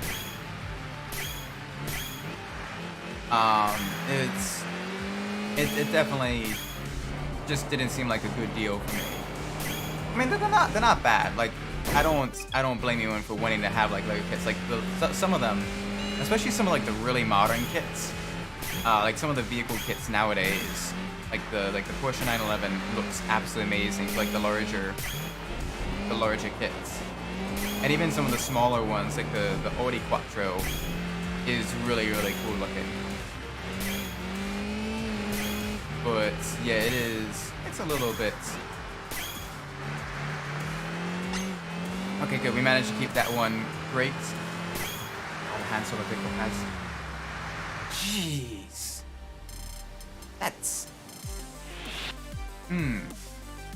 That's literally a dime a piece. Jeez, wow.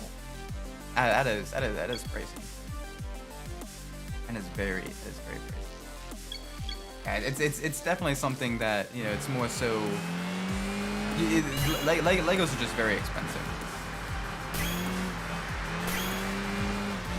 Still really cool though, but and just not quite for me. I got into them I got into like building a lot of stuff at the wrong time and at the wrong socioeconomic class to really kind of get into Legos. But it's still really cool though. Like the concept of them is cool. Oh, yeah, that was gonna end up bad. That was gonna end up very bad. Okay, so I think the game wants us. Okay, we brake way too late there. We basically need to get onto the brakes like as soon as we go through the one gate.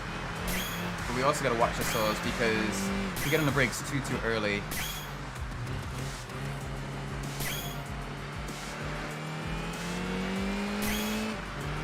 Okay, so yeah, we definitely need to go over this. There we go, much better through here. Perfect. Yes! Oh yeah, but no, I enjoy doing a lot of like the plastic kits and everything. I'd love to kind of get my own like spaces again to kind of like actual like area to be able to kind of work on that stuff. But right now I don't really have any ventilated areas for like doing the model cars and all that. Still a lot of fun though. Plus I need more shelf space to hold, or at least I need to start giving away the ones I've created to make room for more. But yeah, that's maybe a later in life Isaac thing, getting back into that stuff. Right now I'm mainly focusing on a lot of like computer and like electronic, learning about that type of stuff.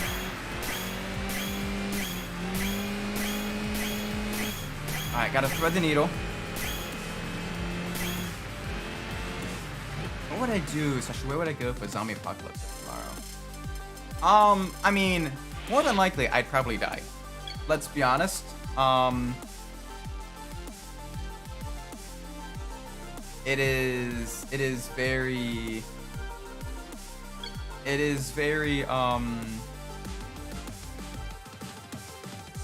just because I live in a fairly high density area. By the time we kind of figure out what all is happening, the chances of you getting bit, or the chances of you, getting, injured or killed or whatever, are still very, very high. You gotta survive that initial, like, month or so of chaos, I think. So just watching? Oh, thank you. But it's a bit difficult. If you survive that initial, like, chaotic period, I'd probably, assuming it's only, like, you only get it by getting bit, because it depends on what, it depends on what, what causes you to become, a zombie and everything.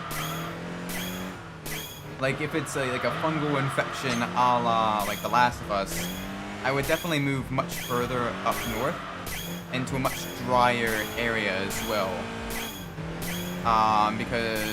Or like out into like a desert area. Because like fungus itself doesn't really grow well in like super dry areas. Fungus more so does very, very well in very wet, very damp, very dark areas. So if you move out into like the desert area, move out onto like Nevada or whatever, or somewhere around that region, you could probably get away without and have a semi-normal, like, off-the-grid style life. But if it's more so like a you get bitten and that's the only way, then it'll be more than bitten by like only like humans, not like mosquitoes or any other like blood carrying or blood drinking like parasites, what have you. It's only you get bit by a zombie where you end up dying, like the Walking Dead. And I probably go somewhere like either North or South Dakota, because that has a little bit better farmland, and a much again still a low population density, but a little bit better farmland compared to like Nevada and stuff. So I'd probably have a better chance of surviving in like like North or South Dakota, but it still has a very, very low population density. So that you can kind of, live off the grid, not too many people find you, that type of stuff. Maybe. But again, that is assuming, one, you survive the initial chaos, and two, you're able to kind of get out there. But I do have a little bit of I do have a little bit of knowledge on like hunting, farming, all that stuff. I did do scouts quite a bit when I was younger, so I do have a little bit of survival skills. But all the skills in the world don't necessarily help you if you're just unlucky, or you're just in the wrong place at the wrong time.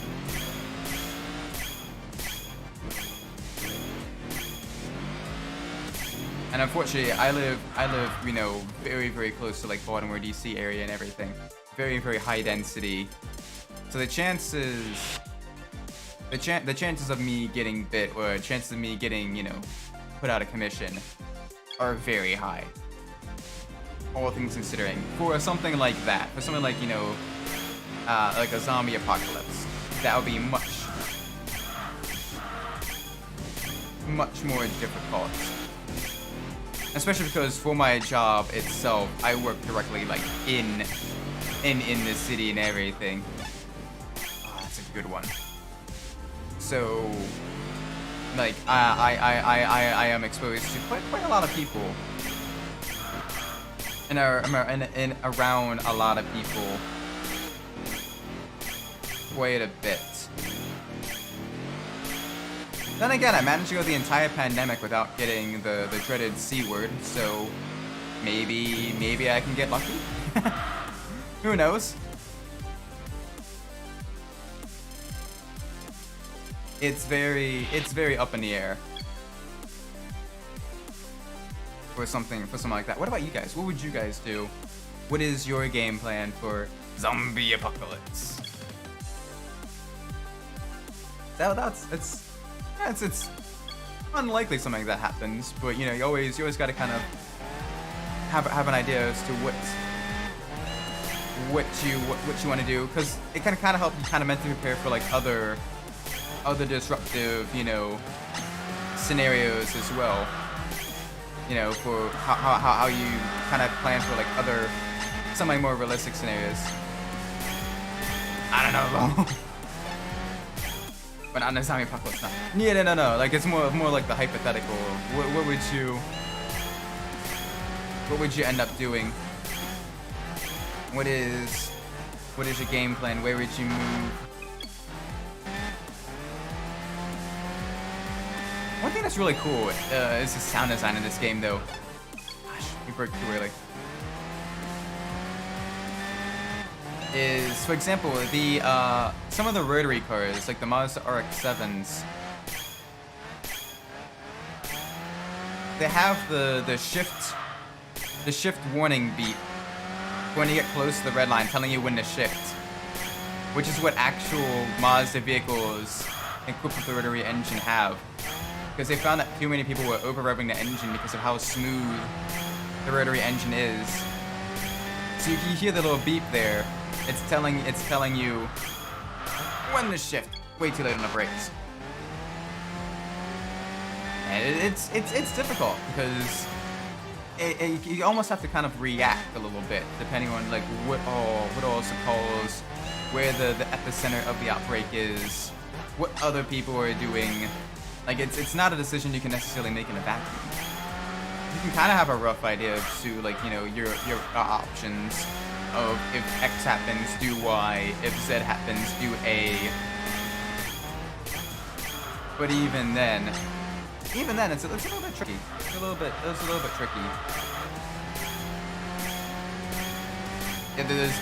It's definitely that's why I kind of prefaced it a little bit of what I do. I would probably most more than likely I would probably die. But still, probably wait in my house about 2 weeks or something. Maybe, but then you gotta worry about like, you know, depending on where you live, you gotta worry about, you know, like other people, you know, looting. You know, you gotta worry about like, you know, the collapse of like supply chains and everything. Getting fresh water, power, all that stuff. And that's assuming like, you know, it's the plague only lasts 2 weeks before, you know, the zombies either die out or yeah, it becomes sort of almost like a management game in a way of making sure you have all the basic survival needs for like not only you but like, you know, family and friends and everything. You know, who you can trust, how are you gonna hunt, or how are you gonna get foods, waters, and everything. That's one thing I really like about the first Last of Us game, and it did kind of show how different people coped with, you know, the apocalypse as well. You know, what's in the different forms of like governance. You know, you had Bill living off of the radar by himself, super paranoid with massive amounts of traps, just kind of hoarding everything. You had the Jefferson settlement, where what's his face? I can see his face. His brother, Tommy and his group lived, and it was mostly stable, but it kept getting like, you know, raided by raiders. You had, you know, cannibal groups. You know, you had all that stuff. Different people kind of coping with it different ways, trying different means of survival. And you kind of see the different you know, the strengths and weaknesses of each and every single one of them. Every time I watch Pedro Pascal and The Last of Us, I just see Mendel. Yeah, exactly. It's difficult to kind of shake like the connection to like a specific character with an actor. That's why after Star Wars, Luke, the guy who played Luke Skywalker, Mark Hamill, he mostly did a lot of like voice acting work. Oh, it was over there. That's annoying. You can't see where that one is. You just gotta kind of take it. You just gotta kind of take it almost blind. known as a villain voice. Exactly. It's funny. He goes from Luke Skywalker to a villain. Like he played Ozai. He did the Joker. He did all of that. Oh, I was just a little bit too far to the right. That's... Oh... That's dreadful. You guys see that rubbish? You guys see that rubbish? How was I supposed to know where exactly that was? But yeah, no, like, honestly, I like, as much as I like the original trilogy of Star Wars, I really enjoy Mark Hamill as the Joker more than anything else. Like, he did an amazing job as the Joker. Like, I enjoy a lot of his, like, voice acting work and everything. It's just very... Oh, it's to the left of the yellow line. Dang it. I keep thinking it's further over than it actually is. Because I can't see it. I'm gonna understeer. Yeah, I understeered big time there.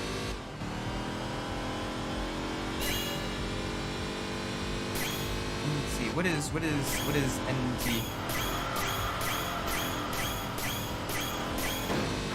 Okay, we're understeering just a little bit on corner entry.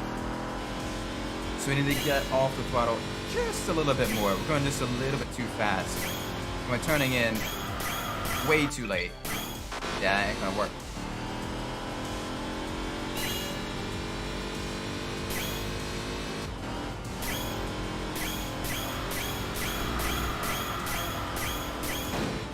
Okay, that's not quite working.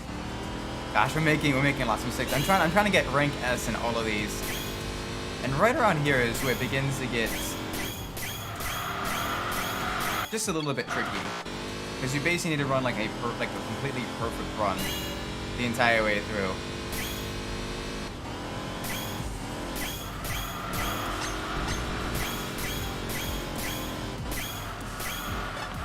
Oh, okay, a little bit too much speed in that. This is very tricky.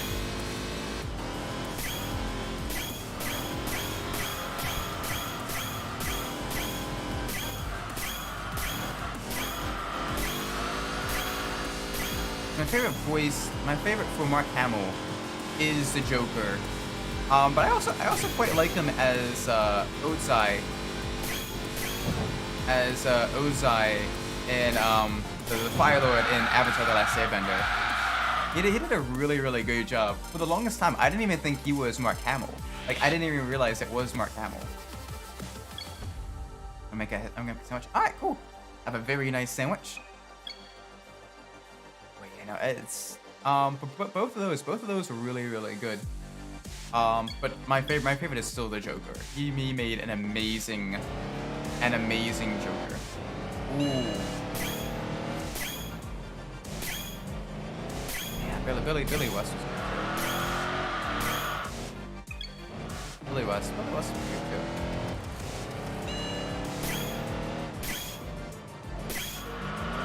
Nah, I'm not kidding it. I mean, you can still make your sandwich. It's perfectly fine. Right now, we're kind of trying to control Corvettes. And this is a little bit difficult because it doesn't let you pick a manual transmission. And heat up some mushrooms. Ooh. I'm not a big fan of mushrooms, which is a shame because they're used in a lot of cooking. Damn it. A little bit too slow. But I've heard from people that like them. Like, mushrooms are tasty. I just can't get over the squishiness of them. Not for me. I've tried mushrooms so many different ways, and each time it's just very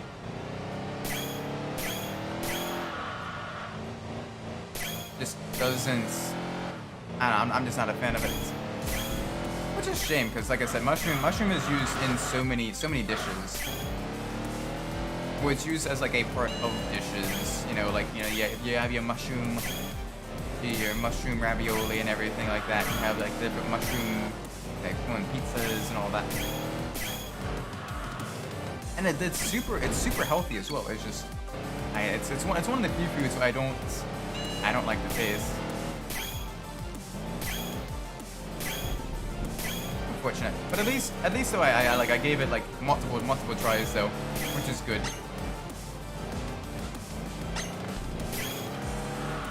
Oh, don't go sideways, please. Oh, if I had a manual transmission, I'd take these corners 1 gear higher, but at the same speed, because then I'd be at a lower RPM, which would allow me to avoid spinning the wheels just a little bit.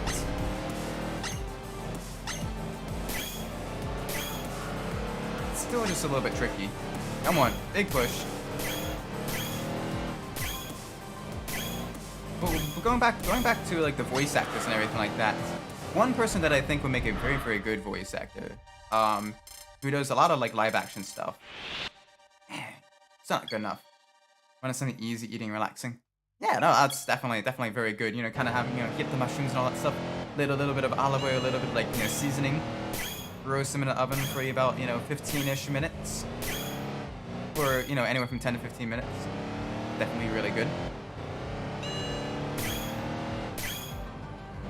One person I think would do really, really good in like voice acting, that I would love to see more in voice acting, is Samuel L. Jackson. I would love to have him in more roles for like, you know, like animated or like video game work. 'Cause I loved him as Officer Tenpenny in GTA San Andreas. Like he made a very, very intimidating but like very good villain. And I would love him to do more like voice acting work for like a lot of villains and all that stuff. 'Cause he did a really good job. Like, you know, as silly as the 3D GTA games were, like Tenpenny is still a very intimidating villain. He's just got that suave coolness to him. That just like kind of showcases that, yeah, this man is pretty much untouchable. Sure, Carl could like, you know, put a cap in him or whatever, but even then, like, he'd have the entire police force coming after him. Not close enough to the inside. I don't know that many English voice actors. It's one of those things where it gets a little bit difficult. Like, unless you're like paying like super close attention to like different people's like, you know, biography pages, not biography pages, but like, you know, IMDb pages or whatever, like for what they voice acted in. It's much more difficult to kind of figure out like what all, like who all, you know, does what. Although for some people you can kind of like hear their voice quite a bit. They have a very like, you know, very distinguishable voice that makes it so that no matter what, you can kind of tell who it is. For example, Matt Mercer. Matt Mercer is one of those people where pretty much any character he is, I'm basically like, well, that's just Matt Mercer. That's not to say that he doesn't have range. It's just there's a certain way that he talks, or like a certain character archetype that he plays a lot in.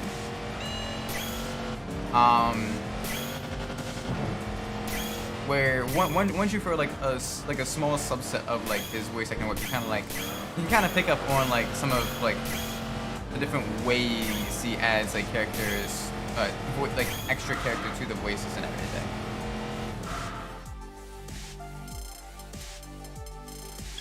So it becomes a little bit easier. And if you're not familiar, Matt Mercer, he voices Yusuke in Persona 5, as well as what's his name in Overwatch. It used to be McCree, but now it's like it got changed to something else. Yeah, it's high noon. Evening, Sprockets. Welcome. I had a question for you. Who is someone that is more so known for like live action stuff that you would love to see do more of like the voice acting work, like either in video games or like animated features? For me, I said Sam Jackson. because he did a really good job as Officer Tenpenny in GTA San Andreas, and I would love to see more. I would love to see more of, like, you know, Samuel L. Jackson in voice acting work. Especially as he is getting a little bit older, and so he can't necessarily do as much of, like, the live action or the actiony type roles. He's still, his voice is still very, you know, very sharp, very, you know, strong, very authoritative and everything. Gotta go next stopper. Nice talk with you too, Mauricio. Thanks for stopping by the stream. Also, Sprockets, if you're curious as to what we're doing basically the Driving Revolution mode in Enthusia Professional Racing. This is basically, it's a combination of like a driving mission and a rhythm game. You gotta hit the gates at the right angle, at the right speed. Vin Diesel. Oh yeah, no, he does a really good job of playing, like, the gentle giant characters, which is different from a lot of his, like, actual personas in, like, a lot of live action movies. But, like, playing things like Groot or the Iron Giant, like, he does a really good job actually as voice acting. I would love to see him do more of that type of stuff. That is a good point. You know, kind of playing, like, the super kind of low, deep voice, but, like, you know, gentle types. And I mean, I don't want to pigeonhole him, but he did it, like, you know, he did a very good job of those types of characters. He'd probably do good with a lot of other character types similar to that. Especially when they like, if they finally end the Fast and Furious franchise, like, that'd be very good avenue for him to do it. Yes, oh yeah, Sam Jackson, he did a great Frozone as well. Like, he does a really good job. Welcome to the stream, Rebecca. Hope you're doing well today. We're doing rhythm games with cars. So something a little bit different. It's still Enthusia, but it's like the sub game in it. I wanted to do this because I didn't feel like driving a Prius today. I know I'm gonna have to drive the Prius. That's only a good. This is, you know, like, Sam Jackson is a good one. Vin Diesel will be a good one as well. What are some other good ones? Idris Elba would be pretty good. I haven't seen too much of, like, if Idris Elba's voice work, if he's done even any voice work. But Idris Elba would be a very, I'm probably mispronouncing his name, so I hope I'm not mispronouncing his name. But he would do a very good job as a voice actor, because he has that like that smooth, suave, almost like gentlemanly type of voice. And if they're not gonna make him Bond, he would at least do very least make a very good, like, animated secret agent. Oh, that was dreadful. At least I think so. I think you know, that would be a very good aspect. See, he's also getting a little bit older as well. Granted, Sean Connery wasn't exactly a spring chicken when he was Bond either. He was, you know, how old was Sean? One of you with quick access to Google, how old was Sean Connery during his stint as James Bond? He had to have been, like, in his 40s, I'd imagine. Not quick enough. But I could very well be very wrong. He maybe was in his, like, 30s. But I mean, Idris Elba could definitely do a Connery-esque Bond, where less, like, crazy action sequences and more, you know, smooth, suave, charismatic, you know, spy type of spying. I think potentially he could definitely do that for, you know, those, like, that type of, like, Bond film. that's the thing. Like a lot of the Bond films nowadays, they've kind of gone a little bit like obnoxiously over the top. And I kind of want them to go a little bit closer back down to earth.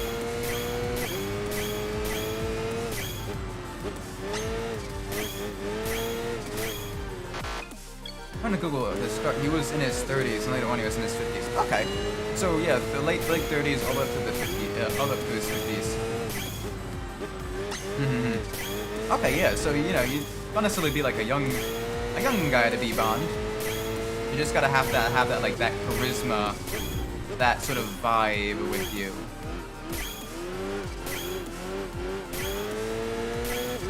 And I definitely think Idris Elba would make a great Bond. Oh, gotta go a little bit faster. Damn it! And if you're not familiar with this, basically you have to go through these gates at like just the right speed. And we have to have enough of them be perfect as well. In a very fast, very twitchy LMP1 car. This is the Audi R8. The racing version of the Audi R8 that basically dominated Le Mans during the early 2000s, as well as a lot of other racing series. And oh boy, it's a little bit tricky, especially out of that corner, because it mostly relies on downforce. It doesn't really have a whole lot of low speed traction, and it does have a lot of power as well. So it makes it just a little bit squirmy out of that hairpin. That hairpin's probably gonna be the most difficult part with this car, because we're gonna have to do a full lap later on, and that's gonna be a little bit tricky. It's a shame. Lowenstein is my favorite course, and this may make me end up liking it just a little bit less. But we got this. We got this. Basically, we're doing like a full, you know, perfect line.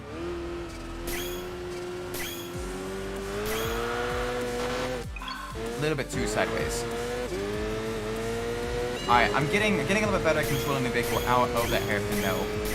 Kind of have to almost go to like three quarters throttle, or like half throttle to 3/4 throttle, in order to prevent the rear wheels from spinning. But even then, it's gonna be a little bit tricky.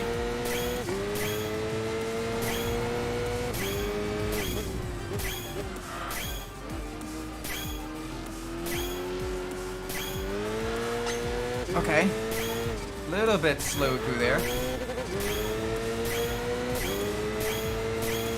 So far, so good. All right, braking. Onto the belly of the kitty cat. There we go. Whew. All right, I'm gonna have to go through that on the full course run as well, and that's gonna make it just a little bit difficult. Okay. Now we have the third sector. Third sector is a lot easier. Back again, welcome back at Achiku. We are on Lowenstein, the kitty cat course, because the course itself is shaped like a kitty cat. Nope, too slow. We don't need to hit the brakes, only let off the throttle just a little bit.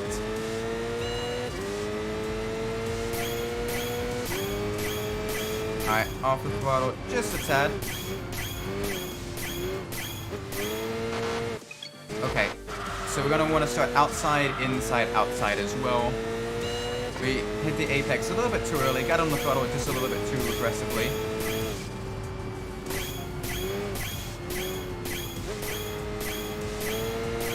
There we go. Much better. Alright, one to the cat's tail.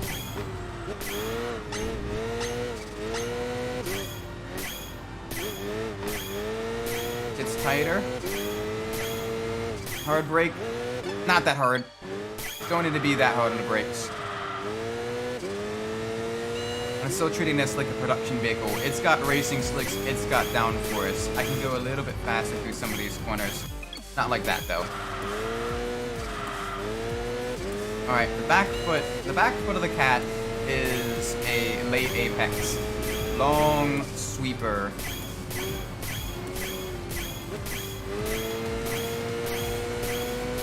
Place a heartbreak. No. No, but I am getting just a little bit of heartbreak with this. This is a little bit of a tricky corner complex. I mean, low-end searing is one of the trickier courses in the game, and it's one of the longer courses as well. Ah, okay, a little bit too much on the steer. A little bit too much on the steer. We got this.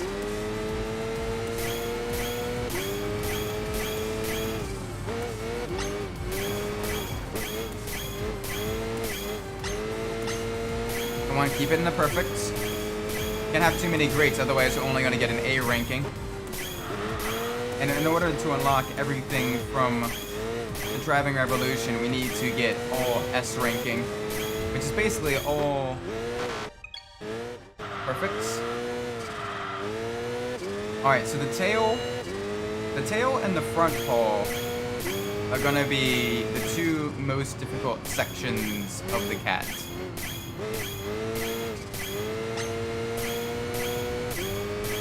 Back paw, we've gotten down. We have the first part of the tail, this section going from the back paw to the tail. Nice.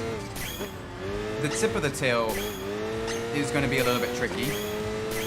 And then the tail onto the back. Right around here. Yeah, because you go uphill. You go uphill, and that causes the car just a little bit of understeer if you're not ready for it.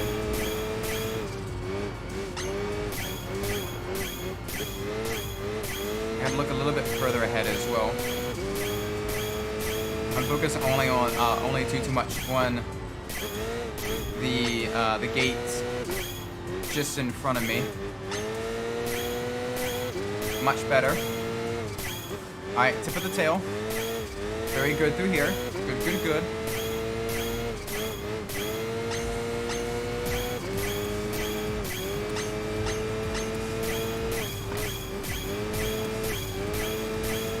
Oh, okay, that was very close. All right, backwards Radion. This can take full tilt, full speed through here. Now lifting. Yes. Yes. Alright, that's an S rank. Woo!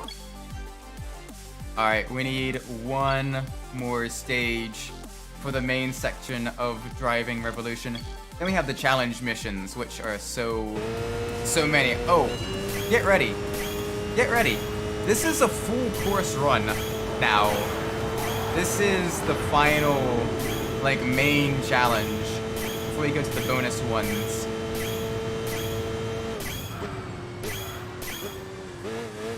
So basically you need to go full combo around the entire track. And this makes it a little bit difficult, because you basically need full commitment into every single corner. You need to know this track like the back of your hand. You need to know the car like the back of your hands. Come on, can we first try this? Okay. Got just a little bit sketch there. A little bit too slow. Come on. Keep the combo going. Alright, front paw's down. Onto the belly. Now onto the back paw. Nope. Damn. Little bit of understeer on back paw. Alright, we at least got front paw and the head of the cat. Perfect. We're about as close to perfect as we can get it. Belly was an okay sector. we still need to work on back fall and tail.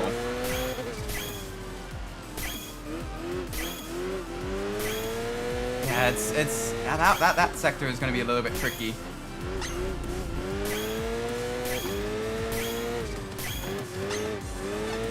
Nope, a little bit too slow through there. Okay. We got this. The head of the cat we can do in our sleep. That one's literally just a sweeper on a bank turn, and then 3 back-to-back hairpins. But even the hairpins are banked in a way that you can kind of be a little bit sloppy with them. You can be a little bit sloppy through here, and you don't have too much issues. The hardest parts are basically going to be the 2 calls, the front and back call, and then the tail. Alright, we're getting ready to go on to front call now. Front call is a little tight hairpin. Back call is a long right-hand sweeper.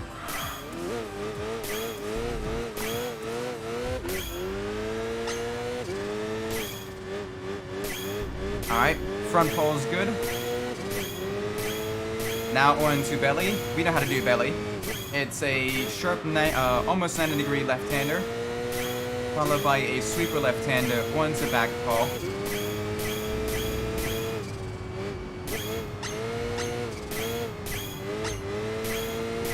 There we go. Back call is good.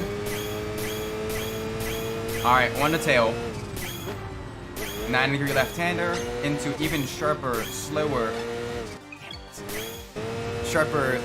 left-hander.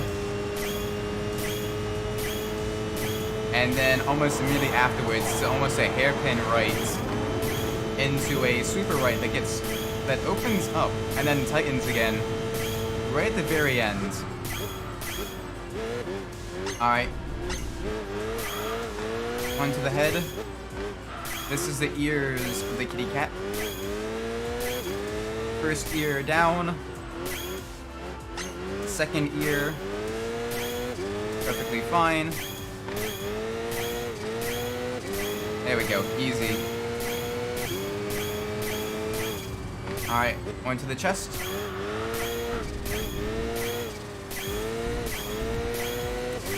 Alright, now onto front paw. This is gonna be just a little bit tricky. Yep. Too early on the throttle, too early on cornering. A little bit too aggressive there. I need to take a little bit more open exit to the hairpin. I like the fact that every time we restart this one, the jets go by. Really distracting myself there. Damn it. That's on me. Yep, have the jets go by again. We're going so fast we don't even get a chance to see the jets. You just barely hear them in the background. Okay, I said the head of the cat was easy.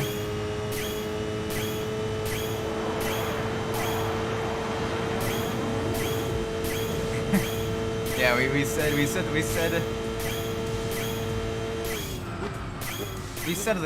head of the cat was easy. Realize how little I know about American trivia. I mean, it's the fun thing about trivia though is, you know, it's cool to learn and everything, but it's not super useful. But it's always cool, like conversation starters and all that stuff, or like, you know, kind of things to add to the conversation as well. The fun thing though about anything though is no matter how much you do know or don't know, you can always learn more, which is really fun. So you can kind of almost make it like a mission to learn, you know, one new thing every single day, be it like a new skill or, you know, a new fact, or how to do a new thing. And it's, you know, you gradually kind of almost gamify it, of like, you know, you kind of like, you know, have like, you know, visualize like a heads-up display of mission, start, learn new thing. And you can almost, you know, gradually begin learning more and more as you, you know, kind of progress through. There was a subject about music on a test. I didn't know any of the singers. Oh no. Yeah, that's unfortunate. Mostly listen to rock or Japanese rock. Yeah, it's difficult when you have things like that are outside of your like your realm of expertise as well. Like for me, I got quizzed recently about basketball. Oh, we're understeering. Okay, we saved it. And I got like 25% right on the granted, thankfully it wasn't like about like an actual like, you know, grade or anything like that. I got a little bit. Got a few questions right. Just out of curiosity, what Japanese rock group? What Japanese rock groups do you listen to? It was asking about the Beatles, I think. Oh, they're British, if I remember correctly. Damn it. A little bit on the steer on the tail. But yeah, the Beatles, I know a little bit about the Beatles. Like, but not a whole lot. Alright, come on. Way too late on brakes. I need to hit the brakes a little bit earlier. I'm used to taking the corner my way, which is a little bit quicker, but isn't necessarily what the game wants.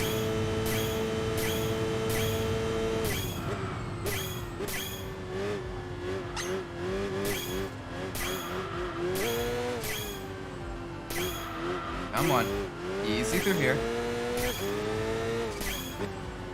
This is gonna be the trickiest part though. It's just getting this done. Like once you get this one done, it becomes a lot easier. I say that the special bonus stages afterwards were fairly difficult too, because you almost had to like basically drift your vehicle through some cones and stuff.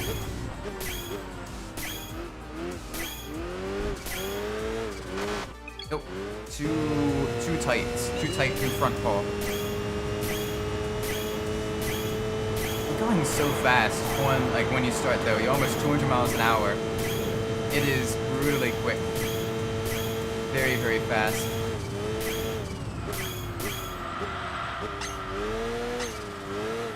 Oh, little bit sus. Little bit sketch.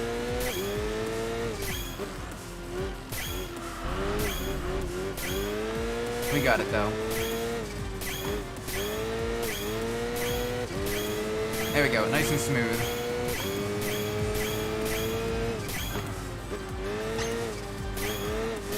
Alright, come on, gotta focus.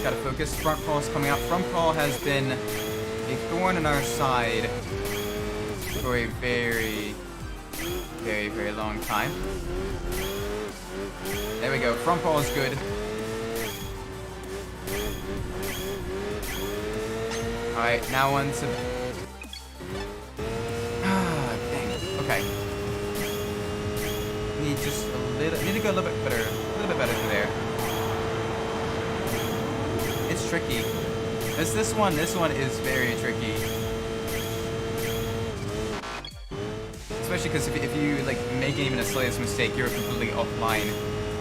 You basically need to have a perfect or a near perfect run all the way through these corners. And it's tricky. Like there, that one right there.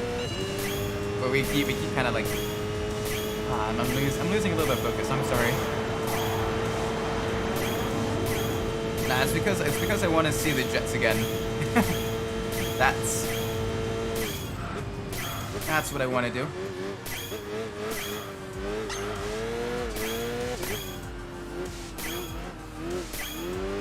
There we go. Nice and easy through here. Boop, boop, boop. There we go. Nice. Okay. Got the head right. Now into the chest. The chest of the kitty.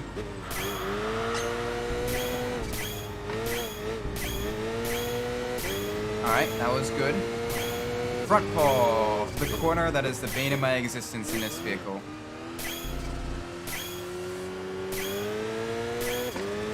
Alright, that went well. Now onto belly. Nope. Can't have any penalties. Can't have any penalties. You have to do this perfect. And that's tricky, because you need to get right up on the wall going into belly.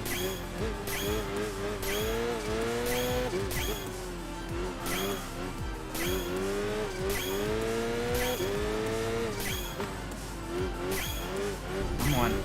Alright, second gear. Second gear is good.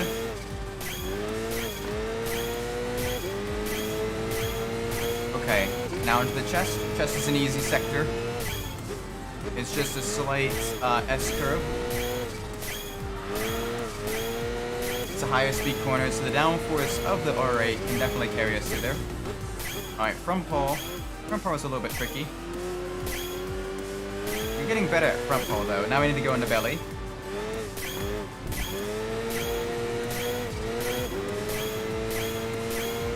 There we go. Now onto belly. Perfect.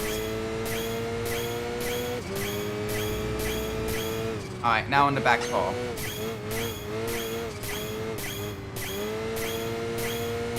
There we go. There we go. Good, good, good, good, good.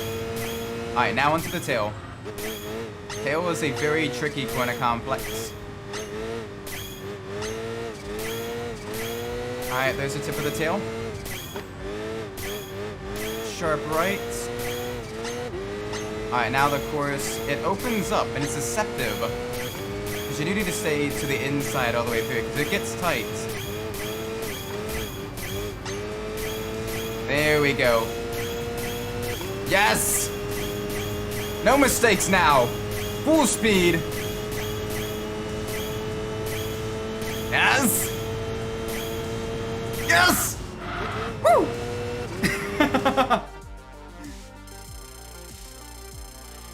Oh my gosh. Yes! Oh, full combo. S ranking. Oh man. That was tough. That was very tough. And we got the audio right as well. Very nice. Very good. I might be wondering, oh, well, you're done then, right? Oh no, now we have the challenge run. Now this is very fun. This is very fun. Because you don't get to, you're stuck in one gear. The throttle is at full throttle the entire time. You can only steer and use the e-brake. That is it. That is all you can do.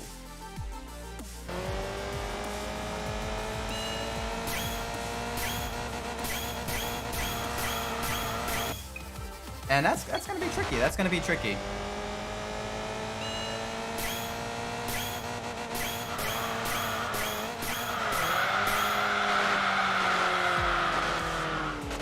Yeah, that's bad. So yeah, this is where it gets very, very difficult. Basically, you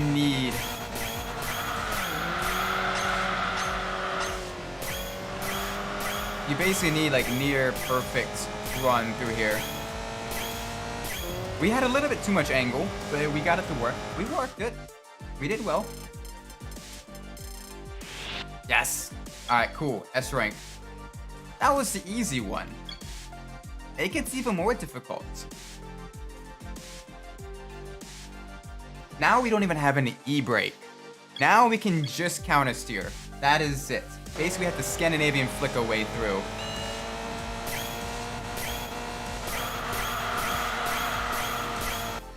Basically, you need to kind of like flick the vehicle.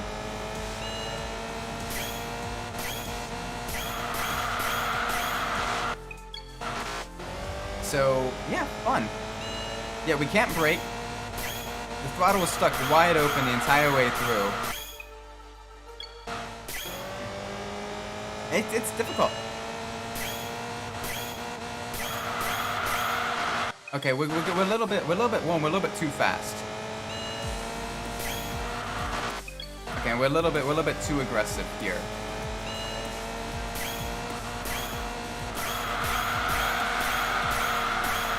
That's better.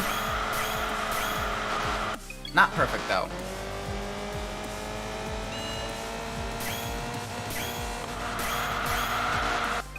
Too early. Okay.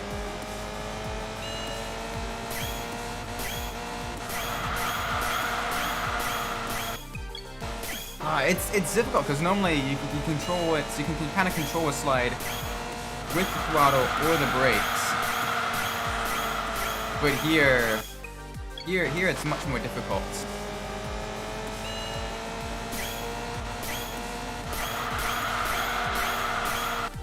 Ah! You need a perfect line. Okay, so that's a little bit too late.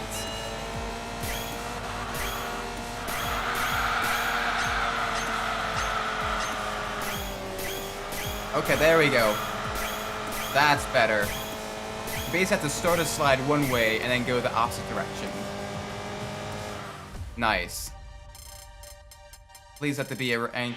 Yes. Okay, good. That is an S rank. Oh, yes. If that was an A rank, that would be the death of me. Alright, again, everything is disabled. Car is stuck at full throttle. We have to kind of slide our way through. And we're in a much faster car.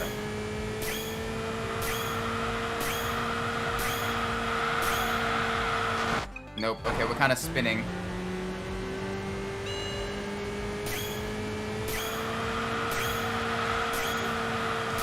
There we go. Ah! Yeah, no, so basically, everything is locked, Dachiku. So basically, we can only turn. We can only turn the car. No brakes, no throttle application. Oh my gosh, someone put some initial D over that. Yes!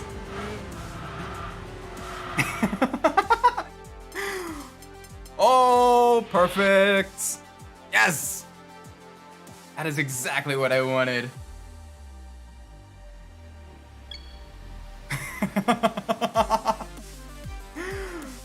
Oh my gosh. That was super smooth. Yes! Okay, now the final one. The terrifying Caterham Super 7 R500. Basically, this car is super lightweight, and it's got a high-powered motorcycle engine in it. And it's rear-wheel drive, and it's got a super simplistic chassis. So it is going to... Yeah, no. Basically... Alright, how did I do this previously? I think I went here. No, not quite.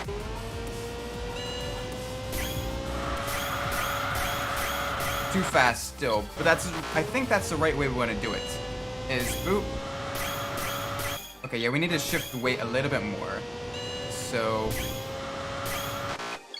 Ah! It's going too fast for me to, like, actually think. Oh, wait! Oh, wait, we do have the e-brake this time.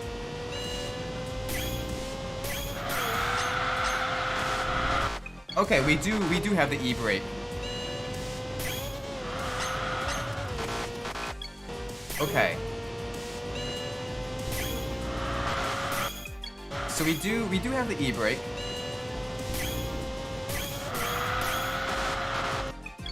It's still gonna be difficult though.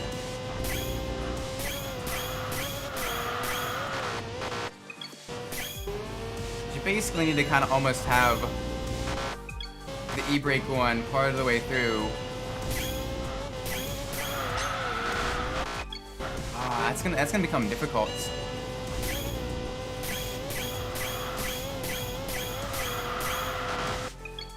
That is very difficult. Okay.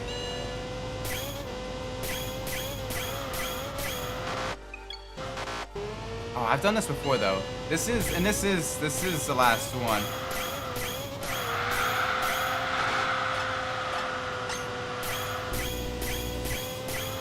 Oh, and it's through the wide sweeper too, which makes it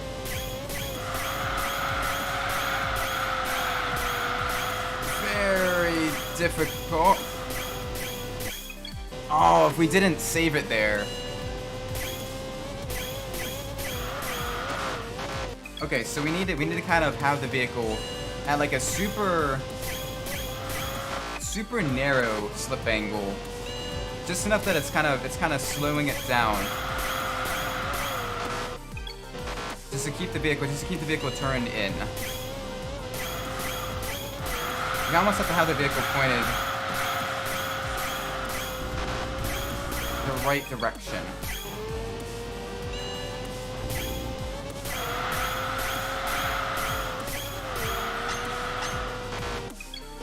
Alright, that's gonna be a little bit tricky.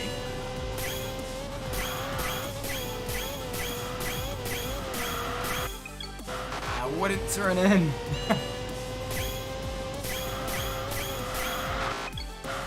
Ah, okay.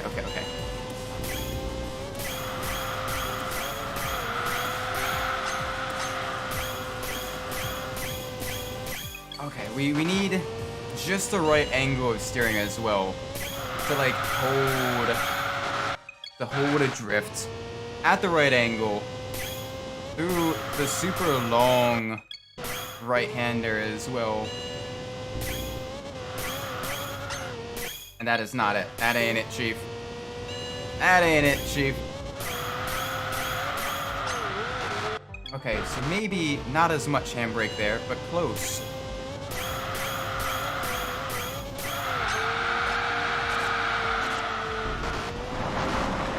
Wee.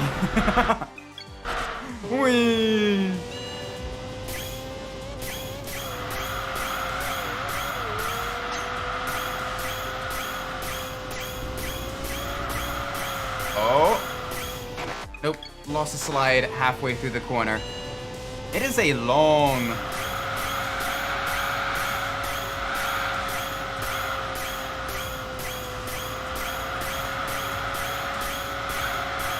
Oh, we're running a little bit wide. Yes! Holy moly.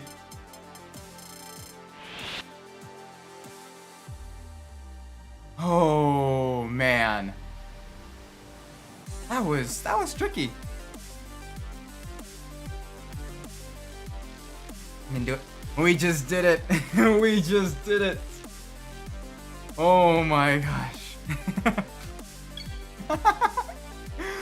Yes. Oh, we have completed Driving Revolution mode. And we have unlocked the Caterham Super R 500 in free race. Yes. Level select. That should be all of them. All of them now are at all S rank. Yes. Nice. Nice.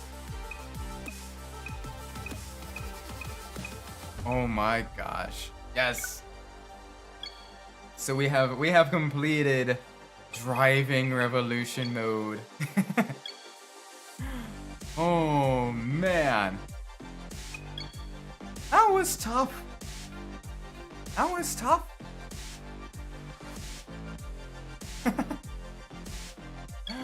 Oh. Alright. It is getting late as well. I need to be up fairly early tomorrow morning. So I'm probably gonna be ending it here. Thank you all so much for watching. I do appreciate it.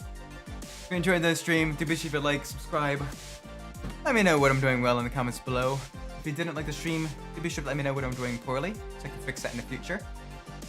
Being said, I've been as a Gumbris, and wherever you're in the world, whatever time of day it is for you, I hope it is a great time. I hope to see you on the next stream. Until then, take care everybody. Bye!